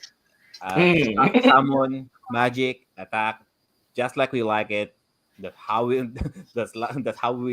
and Sergio likes it. Yes. Talaga. Very true. First things first, though, let's say hi to the people in the chats. We'd like to say hi to Daniel Dignadise of Dan Dice Gaming and Dan Dice 1222 on twitch.tv. Hi, Dan Dice. I hope everything's all right with you. And Jelo Salcedo Cayabo says, ano yan? Ba't nandyan ang backlog ko? Apparently magkapareho kayo ng taste joke meaning Jello WTF. And Carlo Rave says, hirap pumili ng top 2 si Sergio. There you go. Oh my gosh, man. And let's see. I guess before we continue, JDM, would you like to comment on the previous guys' selections? Is there any particular one that got your fancy? Sound. Nakamit si Sir JDM. Yun ang hindi ko nagawa. Audio. No. Parang interested ako sa Golden Sun kasi ako rin eh. Yung tawag doon yung Camelot Software is known talaga for RPG, no? Beyond Yeah. the Beyond, yun yung isa sa talagang pinaka-first RPG na nalaro ko, especially sa PS1. I think Beyond the Beyond is the very first RPG on the Yes. PS1 talaga. Ang Yeah. okay dito, Sir I Ray, think, kasi meron siyang, meron siyang Star Wars scroll, yung talagang, yung scroll na meron, it will tell you kung ano yung events of the first two It will games. be a recap, you know. Even if you don't play the two games, if you're just going in blind, pwede. Kasi tawag nun, I'm not really talaga yung Final Fantasy guy na yung may mga may toggles and switch. Yun yung pinakaayaw ko talaga sa sa mga recent na mga RPG na mga latest. Yung mga action Gusto ko talaga yung gaya nga yan sabi ni ni Sergio, no, yung fight, magic, items, run, yun lang talaga yung gagawin mo. Turn-based. Then dungeon crawl. Wala nang side quest, wala nang task, wala nang Enough of the bull. Let's go to the straight forward. Kung gusto mo mag-grind ka, and then back to the main storyline, wala na yung kung ano pinagagawa mo. Tapos yung yung cooking mama yun. Parang I need to say that yan. Kasi Huwag mong balikin ng kukang mama, ha? Wag. Huwag mong galitin si Mama. Mama is hindi not... hindi nag-aapo yung mata, no? Oo, exactly. Mama won't help you. Mama is disappointed. Naku, Diyos me. Sa lahat ng i-disappoint mo, huwag si Mama. One last thing. Of course, Chrono Trigger. Guys, Chrono Trigger, if you're going to buy kung gusto niyo ng for the best Chrono Trigger, kasi merong PS1, may Game Boy Advance, may DS, may iOS, my cell phone, my stream. The best one daw, the DS version. Unfortunately, it can cost you that much if you're going to buy the US version. However, the Chrono Trigger Japanese version, I got this one. The Japanese version has English support. Punta lang kayo sa options and then pick English. Everything will be translated in English. It's a lot cheaper too. Let's have a very quick look. For Chrono Trigger for the DS, if you search for it, it's $2,000. $200 pala, sorry. $2,000, that's not, that was my error. $200. $2,000 was actually yung Heart Gold and Soul Silver pala na Pokemon. $200 if you're looking for a brand new copy of Chrono Trigger for the DS, the English version. Medyo mahirap siya makita. Yung Soul Silver, if you have it in graded version, $2,000, 100,000 pesos. Kayang-kaya ni Raymond yan, di ba? Ha? Mag-afford na lang ako. Paukidi nga na-afford eh. Paukidi, that's true. That's true. Exactly. And yun, I guess that brings it to me then, my favorite games. Actually, pareho kami ng dilemma ni Jo na hirap-hirap kasi akong mamili ng favorite na DS ko because sa sobrang dami. There's just so many DS games. I had a very quick look. I'm not sure if this is accurate, but according to one source online, there are 1,965 DS games that are available. And I'm pretty sure that's just counting yung mga English versions. May mga Japanese versions, yung mga translations and everything na never na-translate into English. I'm pretty sure that's still that's adds to that. Ilan yung meron ka, Tito Joel? Umpisa natin ron sa mga walang kwenta. I mean, there's plenty of DS games na talagang mga, we can consider shovelware. There's the Drawn to Life series. There's Fossil Fighter, yung mga ganyan, mga walang kaalam-alam na mga franchise. You just don't know where they came from or if meron ba silang There's also yung mga Brain Quest series or yung mga brain training series na mga games, ganon. And of course, there's the sim games, yung mga Sim Animals, Africa, yung mga ganon. Yun nga, Gamit Taglia, Baruna Royca says, the Hannah Montana game. Of course, let's not forget that, Let's see, there's also Fossil Fighters Champions. There you go. Marine Rescue, Paws and Claws. Honestly, there's tons of shovelware. Oh, I love fishing games. If you're into fishing games, Yeah, there you go. I Spy. If you guys are interested, yung mga see and look, yung mga bagay-bagay na mga ano, yung mga parang Where's Waldo style. Sabi And ni Gami, Mhm. kids game daw. Kids games, yes, The World of Yes, Zoo. mahilig si Tito Joel. Oh yeah, mahilig ako sa sa Bookworm. If you remember yung anong pangalan ng series na yun sa shoot, PopCap series, 'di ba? The PopCap series of games, yung mga Bookworm and everything. Sa dami na mga shovelware games, sa DS, hindi ka talaga mauubusan ng mga lalaroin. Honestly, it's a straight rival to the PSP and to the GBA. If I was trapped on a desert island and you gave me nothing but a complete set ng PSP, ng DS, ng GBA games, talagang hindi mo na ako makakausap for the rest of my life. at 50 years old, hindi na magkakanda-ubos-ubos na ako. To the point na, again, we are not condoning illegitimate software. We just have these things for our convenience. Yung mga ganyang mga in-one na mga collection natin, yung mga 208 in-one. Actually, mga ace card na mga ito. Sa mga tao dyan na ayaw ng R4 because piracy is so Tito beneath Joel, them. Yes, yes. Yan naka ano yan, di ba? Naka-sealed yan. You never open that. Siguro I think R4 din yan. Tingin mo. Yes, it's actually an Ace card DS. Okay. So R4, not naka-seal, nakabukas na ito. It's just yung mga ano niya, yung mga plastic na yung nabubuklat, Okay. 375 in 1, 468 in 1. Are those even officially signed by Nintendo? Or no, they are not. Yung mga Parang ganyan, yung mga 486. Honestly, One time sa dami sa website ng mga emulators and ROMs, tinanggal ang mga DS ROMs, That's true. Although, getting back to it, nahirapan ako, like kagaya ni Joe, na maghanap ng mga absolute favorite na mga DS games. Pero I had to narrow it down for the sake of our show today. Like I said, kung tinuloy-tuloy ko ito hanggang madaling araw ng Pilipinas. Tito Joel, ibigay mo na lang sa amin. Pag-usapan natin pag-uwi ko. Pero right now, my runner-up for... Shoot, I don't have the... Oh, here it is. Found it. My runner-up for DS games, let me just share the screen right now if I can. Right now. There we go. Ayan. Let's share the screen right now. One moment. Ayan. It's a game called Feel the Magic XYXX. I would like to feel that. Kita mo. May babae, feel.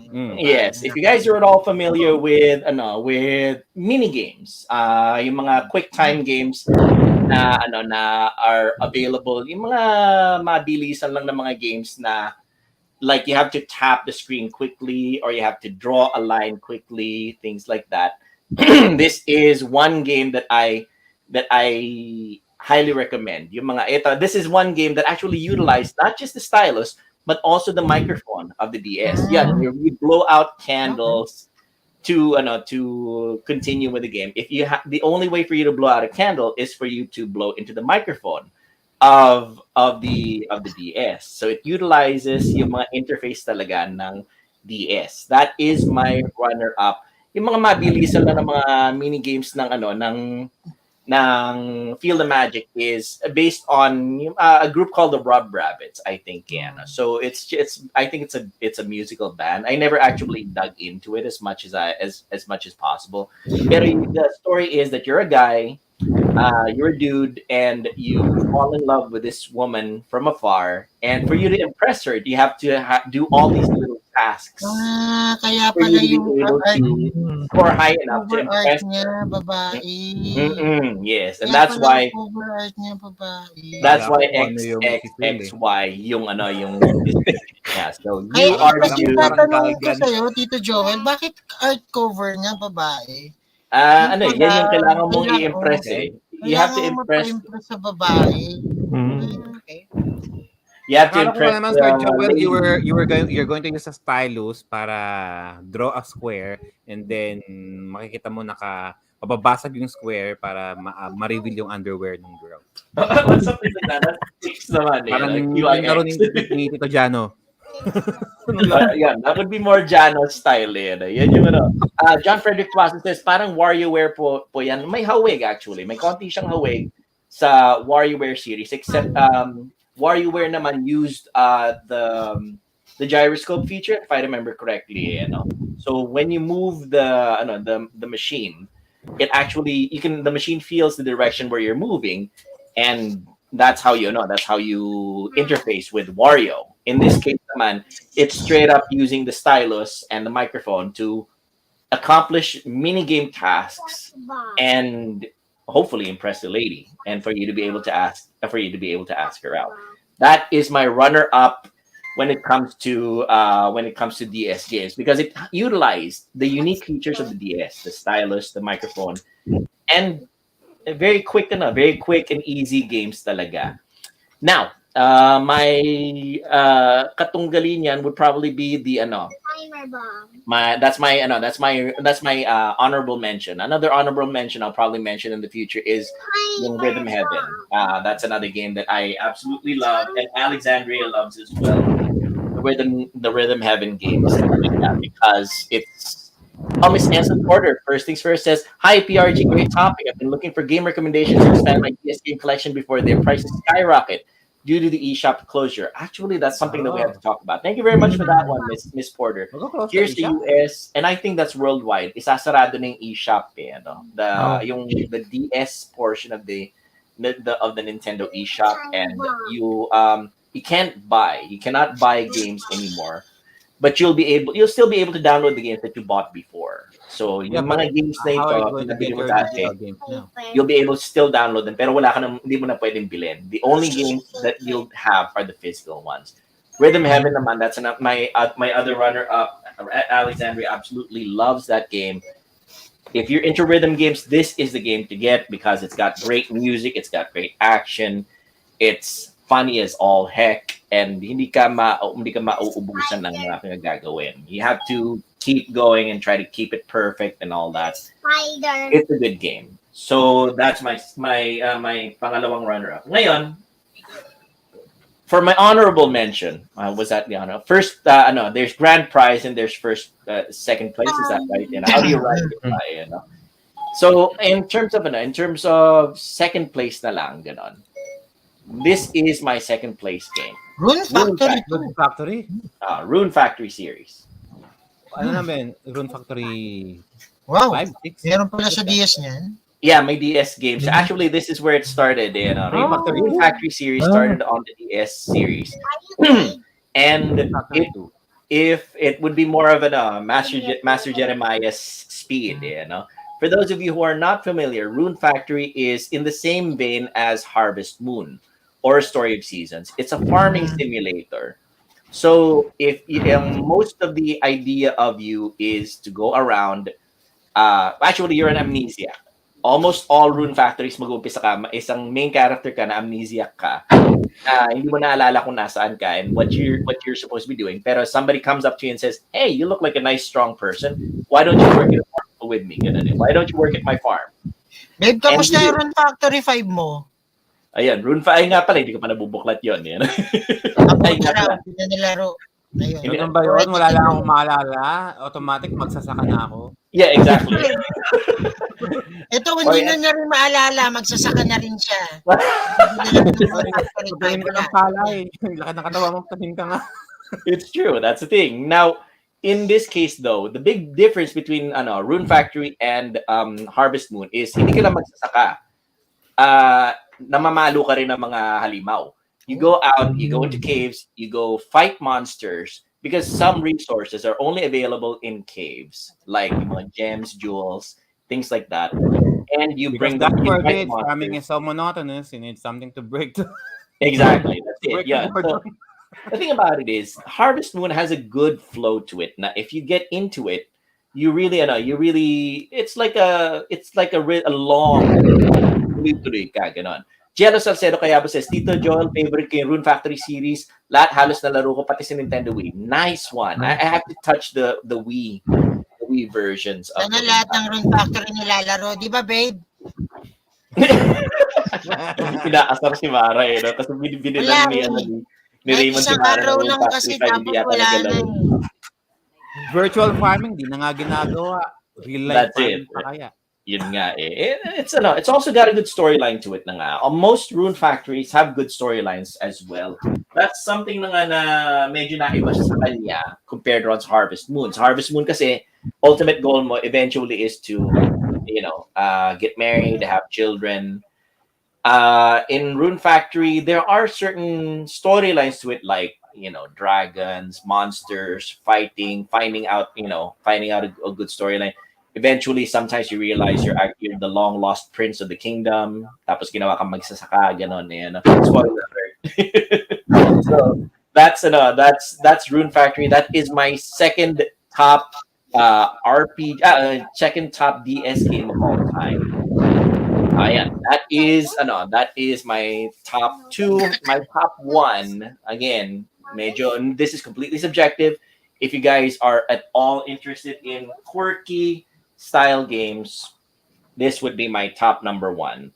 Dragon Quest Heroes Rocket Slime. Let me just bring that up. Yeah, Dragon Quest Heroes Rocket Slime. Rocket Slime? Yes. This is part of the Dragon Quest series of games, except imbis na ang character mo is yung typical RPG hero protagonist. Protagonist dito is the weakest monster, the very first monster that you usually encounter in any Dragon Quest game. The slime. The slime is your main character, and in this case, kailangan niyang mabibigyan siya, yung the weakest monster is going to be given a tank. Yung bibigyan siya ng tangke.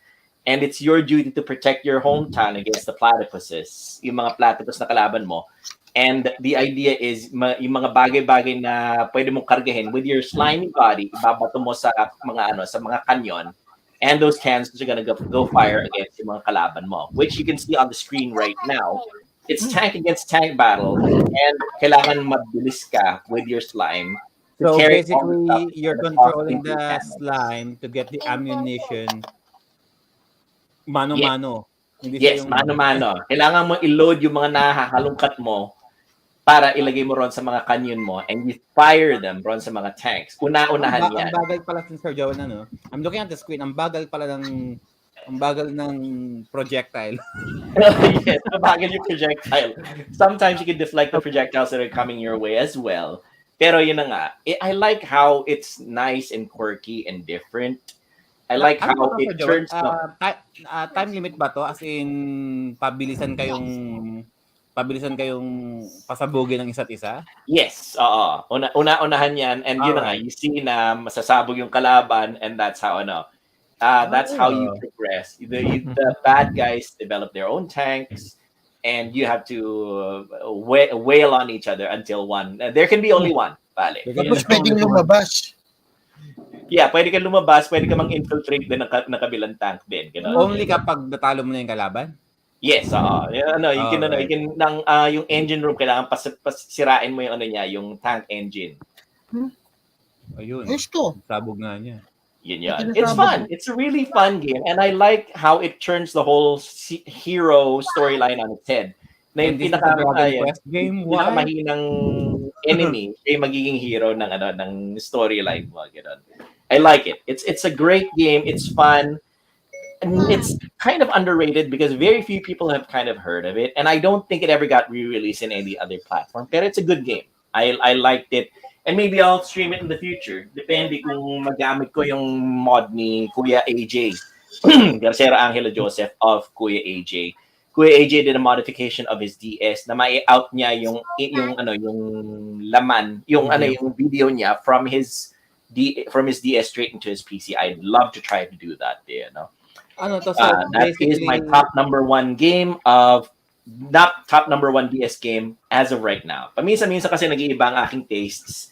Sometimes naiiba ang aking style kung anong DS game ang favorite ko. Pero as of right now, dahil it's fun, it's not your usual type of game, Dragon Quest Heroes Rocket Slime is my top DS game of all time.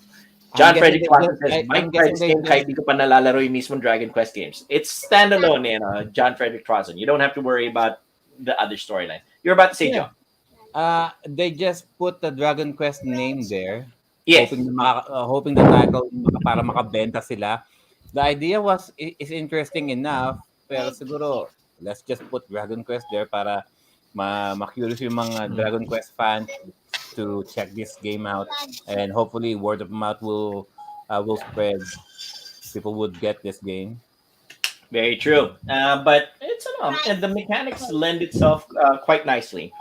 It could have been just been a generic slime game, pero the fact that they use the Dragon Quest property for the characters themselves, it's good. It's fun, and I would highly recommend that to you, Miss Instant Porter, if you're still in the audience right now. And All right. those are our favorite DS games. We hope you guys enjoyed our little presentation because me and JDM being the connoisseurs of the obscure right now. Yeah, we call ourselves me and Wanda Marcos and Jansen Dean Robles Imperial and Jason Santiago. We love looking for those weird, strange, obscure, unknown games, and it also carries into the DS part of it. So those are our favorite games. I know I'm a little I'm a little weird when it comes to my taste. So that's how it is. But yeah, that is our little discussion on DS. Back to you, Joe. All right. So the quick question now would be, how come the DS outsold the PSP? So yeah. Both systems came out practically the same. 2004 nga lang ang DS, 2006 with the PSP. Mhm. But if you're gonna ask the true hardcore gamer, they would say the PSP would be the better, graphically more superior. But for some reason, DS outsold the PSP in terms of software. So bakit sa tingin nyo guys mas namayagpag pa rin ng DS versus the PSP? I think it's the library of games. Para True. sa akin library of games pa rin ng Nintendo. Yung nag-ano sa PSP. Why Nintendo DS still has the superiority of the PSP kasi nag-start pa lang ang PSP, ang Nintendo meron na siyang pang sequel, meron na siyang library. So for example, Pokemon na nga lang from Game Boy Advance nag-upgrade sila ng Nintendo DS, pwede na silang yung sequel ng PSP, na Pokemon, nandun na. At the same time, may mga ibang Game Boy Advance games na pwede mong idalhin sa Nintendo DS. So, hindi hirap ang Nintendo which regards on producing games na alam naman nila na love ng gamers. So, for example, si Sergio, ang daming RPG games na lumabas sa Nintendo DS. As a RPG player, mas pipiliin ko yon compare sa PSP kasi ang PSP, nag-i-start pa lang siya and then kumukuha pa lang siya ng mga games na pwede niyang from PS1 and graphic-wise ilagay sa PSP. So on and so forth. Ganun yun Producing and lang So, yan, I think the library of games ng Nintendo is still main reason kung bakit namayagpag ang DS that time. How about you, Sir JDM? What's your opinion on this? Agree din ako kay Kuya Mond about sa yung library ng games. And alam naman natin Nintendo has been doing handheld gaming na, 'di ba? Since Game Boy. So 'yun. Tapos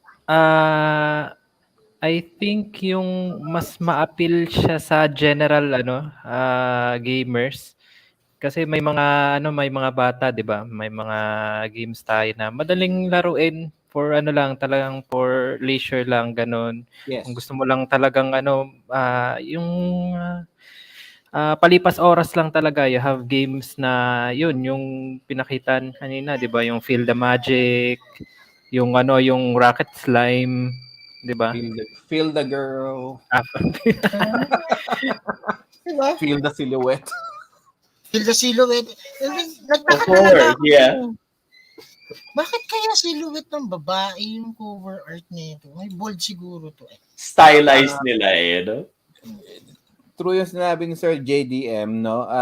Merong for casual gamers, merong for hardcore gamers din, no? Yun yung maganda, and functionality din. It's backwards compatible with the GBA.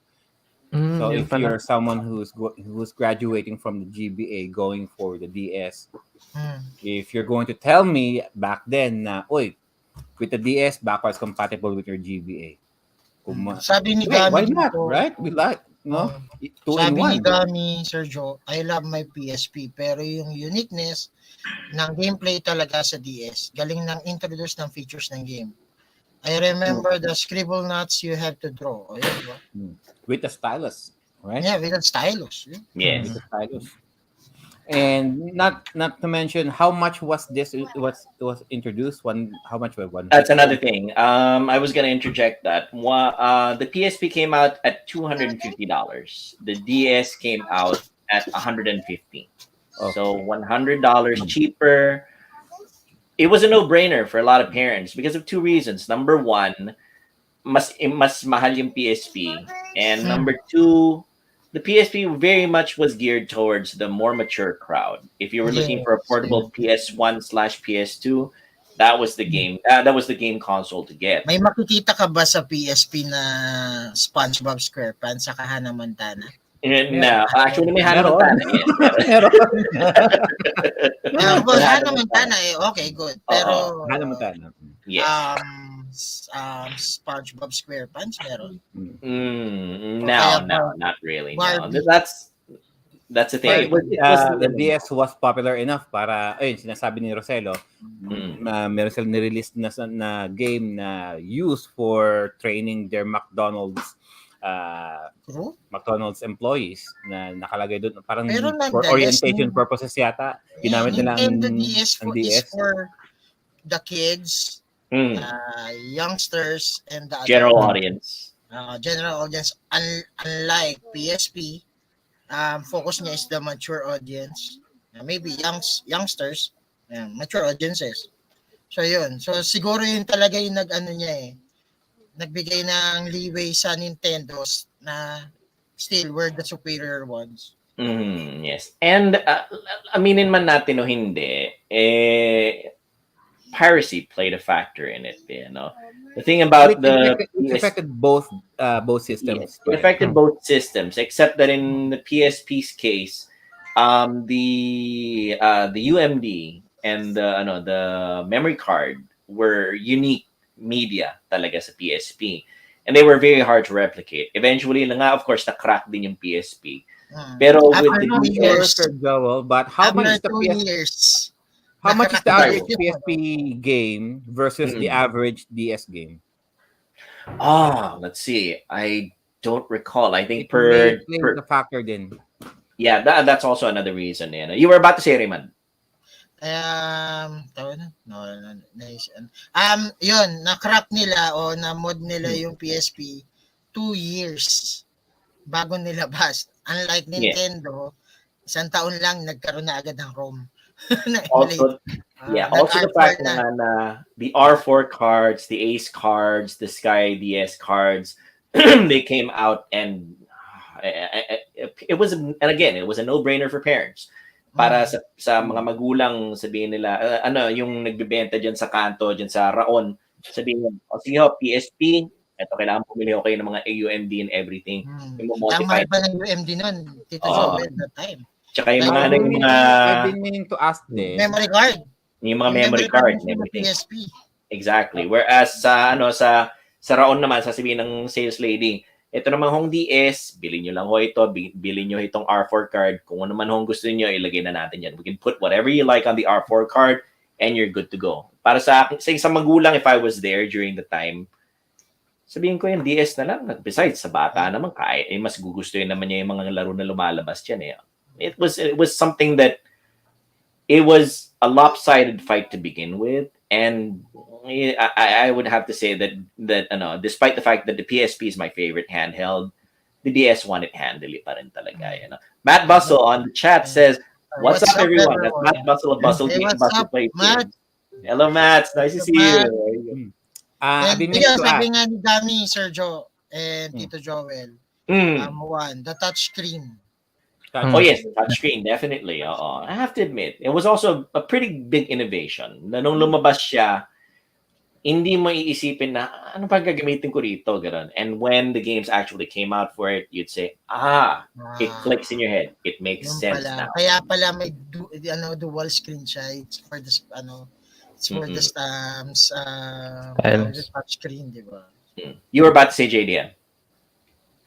Yeah, yung stylus is yun talaga yung isa rin sa innovative feature ng at isa din sa madalas mawala. May isang beses gumamit ako ng pagbili ko ng DSi. Wala siyang stylus, so talagang ang ginamit ko talaga is yung yung Q-tip na Yeah. I mean, heck, if it works, why not, right? If it works, why not? Ayun nga pala, I've been meaning to ask, are they selling bootleg copies of the cartridges for the DS? Because, NES, you can bootleg those. The GBA is also prone for bootlegging cartridges. For the DS, are they also bootlegging this? Because I'm beginning to doubt the authenticity of my games, actually. Actually, there are some DS games that are bootleg, but I don't think they're How can you tell? prevalent. There are certain ways of telling it. I think there's the numbers in the back of the cartridge, or there's the color of the pins. I think we'll have to check the hardware enthusiasts portion of it. Pero it's a little hard to replicate if I remember correctly. The DS GBA cards medyo madali. The GBA cards are a little Oh, Derek Ponay says hashtag RGT Raid. That's Retro Gaming Times. And Sir Derek as well. Derek Ponay of Retro Gaming Times. Thanks very much for the raid. Hello, Derek. Thanks very much for the raid. Derek Ponay. There you go. So another thing for Raymond, I think you guys might be interested in this is Pokemon Rosé. If you're if you like yung mga Tetris type of games ng Pokemon games, this might be more to your liking. Tetris style, yung mga sinislide and everything. So this is a game for you to try, Raymond and JDM. If you guys are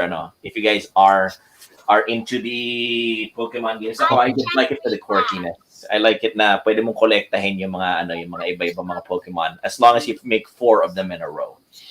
Lindon and John Frederick says may bootleg daw. Even Pokemon games. Pero parang parang ang hirap isipin. Ang DS may bootleg pala.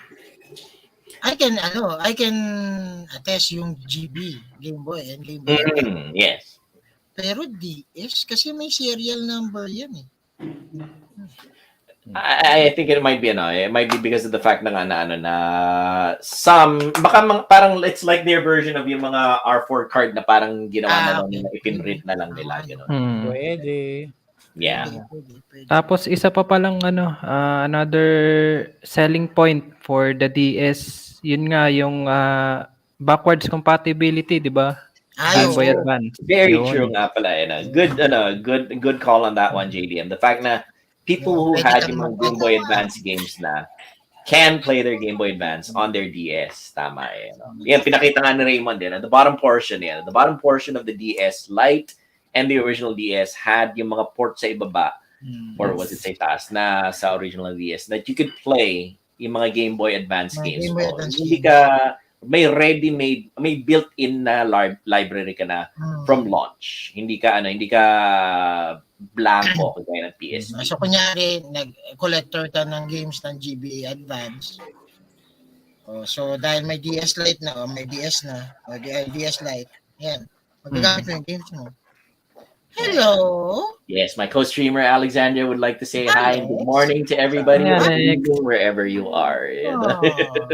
Hi. There you go. Ayan. So I believe that is a good way to finish up, Joe. Back to you then.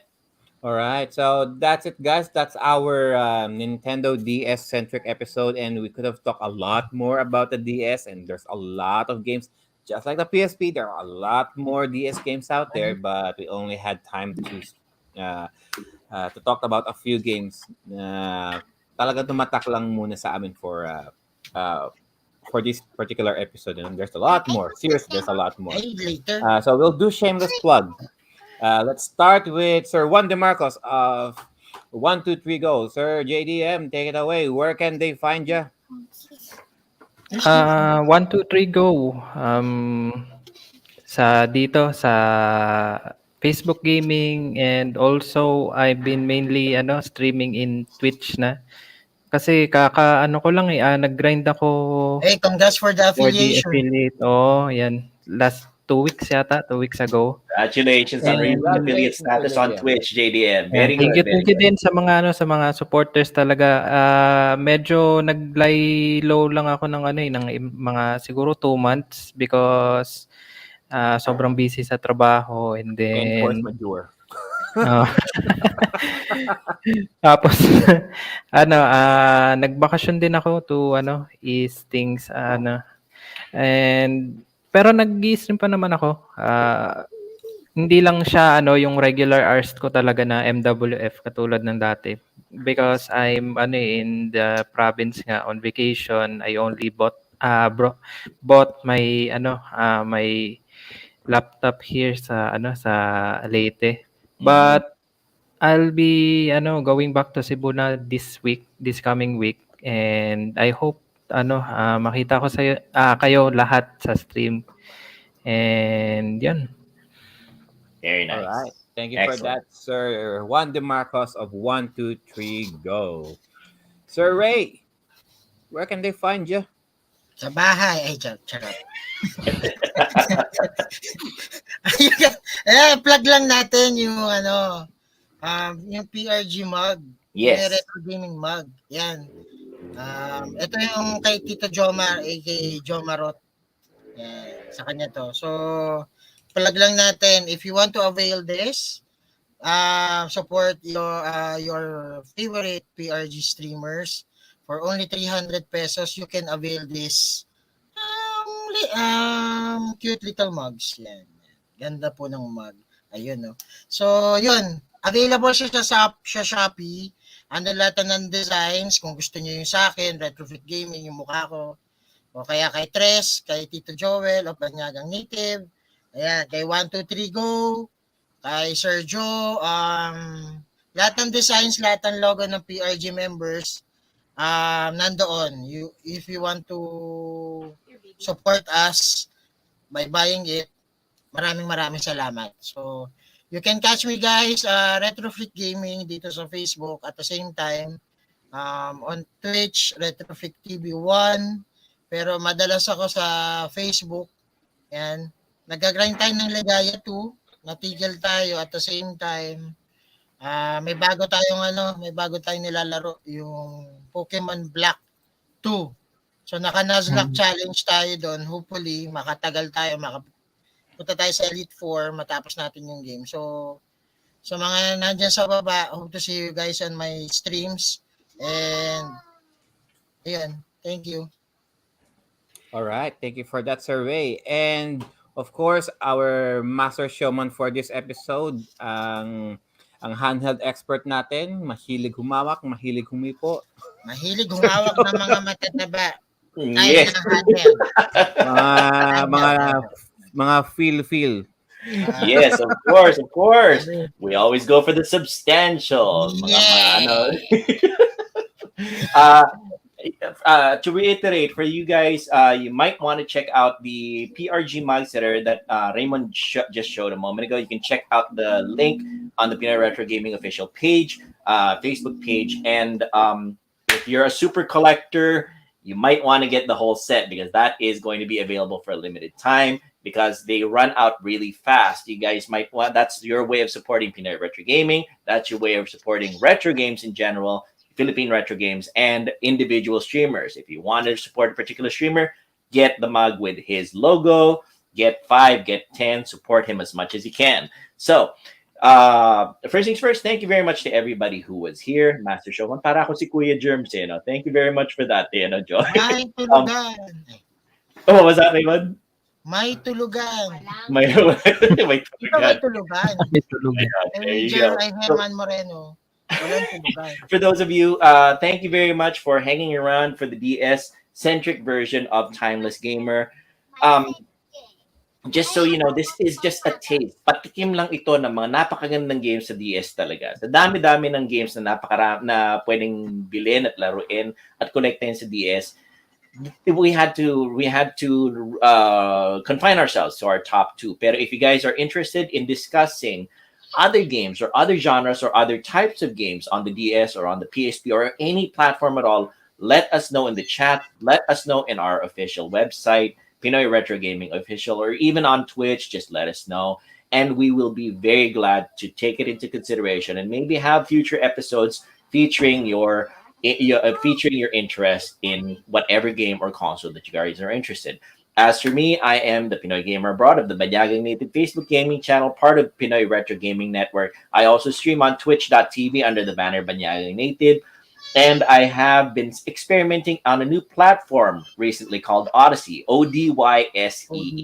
It's a YouTube alternative that allows you to upload your streams for archiving purposes. I do that right now because I noticed that a lot of my streams from the old days have disappeared from Twitch and on Facebook. So I am experimenting on a place called Odyssey, Odyssee, odyssey.com. Check me out there under the banner Banyagang Native. And I have been playing on my semi-regular schedule, Monday, Wednesdays, and Fridays. Lately, I've been playing Far Cry 5 for my semi-modern game. And for my classic game, I just recently started off on a game called Black and White by Lionhead Studios on PC. It came out back in 2001, if I remember correctly. It's a god game where you control this giant monster, helping out these little villagers and helping them build their village. So if you guys are interested in classic gameplay, in modern gameplay, check me out in the Banyagang Native Facebook page, twitch.tv page, and on odyssey.com. Back to you, Joe. All right. And a quick shout out to all of our Chat members down there at the chat. Thank you all so much for being here, staying from start to finish, and to all of you guys who just sprouted. Thank you all so much. And dami nyo dyan. No, page name required and John Sir Jiel Salcedo, John Frederick, Sir Carlo, and kay Sir Siebert na kung nasa Naruna man sila Royca, maakyat. Roselo Reyes, Rocky, everybody, Miss Enslin Porter. You guys have been awesome, and the interactions that you've been giving us on the chats have been amazing. Maraming salamat. And I'm thankful actually to Sir Joel because it rekindled my enthusiasm back to the handhelds. Lately kasi because of the baby, I haven't really played or streamed as much. At least with the handhelds, pwede ko siyang bantayan habang naglalaro ako. Oh yeah. Basta sa akin yung platinum and diamond. For all of your gaming needs, guys, kung gusto niyo yung DS, PSP, whatever, RGCP, Retro Gamers Club from the Shout Philippines, out, of Fred. course. Chairman, what's up? Sali lang po kayo doon sa Facebook group na buying and selling of retro games and consoles. Hindi lang mga retro, meron din mga modern games, no? Punta lang po kayo, join the group. Trusted sellers po ito mga to. Almost all of us in Pinoy Retro Gaming are also members of RGCP. Yes. Shout out kay Chairman. And a big shout out as well to the PRG affiliate PRG in partners with Mega Cat Studios. Yes. Are we still doing Rocket Panda as of yet, or meron silang Wala bagong na. game na pinakalaro? So as of now, Yeah, we're waiting for more content from Mega Cat Studios. But if you guys are interested, check out megacatstudios.com. They have an amazing selection of games, both for 8-bit and 16-bit games, not just not just ROMs or things like that. They actually sell authentic cartridges. consoles. And Okay, Mega Cat okay. Studios Okay. are generous enough to let some members of the PRG to stream test one of their latest games as of late is Rocket Panda. You can check their streams by going to the Facebook page of Pinoy Retro Gaming. They're test streaming Rocket Panda. They already played a few games of that. They've also done a mini competition. Yes. No? Congratulations sa mga Pau Kitty winners dyan. Yes. Congratulations to Tito Jana for winning the Pau Kitty V90. May Jello, wag mo akong agawan sa platinum. Akin na yun. And sa totoo lang guys, for all of you guys, there's, kung di mapapansin, for our 4th season of Timeless Gamer, we are doing system per system episode ng mga consoles ngayon. No? We've already tackled Sega Genesis, we tackled PSP, we tackled DS now. Somehow we haven't really done a specific episode about the SNES. We haven't talked about the Wii. We haven't talked about Dreamcast. We haven't talked about Saturn, PS3. There's a lot more to talk about that, you know. So, Barjo, let me just interject something. Let me issue an errata. I apologize to Mega Cat Studios. I did not mean to say ROMs. Mega Cat Studios did not provide ROMs. It provides digital games also on Steam if you guys are interested. We do not condone ROMs here in Timeless Gamer. We support original hardware. We support original software. Mega Cat Studios is one of the premier providers of original hardware and software nowadays. So please check out their website, Mega Cat Studios. I misspoke on that. Please check them out. They are our promotional partners. There you go. And if you guys have any topic suggestions, complaints, inquiries, or whatever, just email us to timelessgamer.prg@gmail.com. No? Kung meron kayong gusto mga... You just PM us kung anong gusto nyo. Or PM us. Yes, let us know. No, just let us know if there's a specific everywhere you want us to do. Or any suggestions how to improve the show, feel free to do so. We're open-minded. Parang viewer's choice. Yes, viewer's choice. Just send us your messages. Send it to us through email, through chat, through Hogwarts Owl, through Passenger Pigeon, whatever your favorite medium of communication is. Smoke signals, okay din kami doon. Yahoo Messenger. Yeah, Yahoo Messenger, AOL. Friendster. Yeah. All right. Telegram. And thank you guys so much. Telegram. Morse codes. Morse code, yeah. All right. Dals Panic series po. Sige, next. Pag nag-Dals Panic kami, ibig sabihin nun, hindi na kami magtutuloy ng podcast. Hindi po namin gagawin 'yun sa Facebook. Sa Bigo, pwede pa. Yes. Pag ginawa namin sa Facebook 'yon, sawa na kami sa Facebook. Sabihin na. Siguro for our series finale, siguro gagawin namin. Excellent. All right. So as always, guys, our bodies and video games may go out of date, but our gaming experiences will forever remain timeless. Bye, guys. See you guys again soon. God bless us every single one. Oh my God.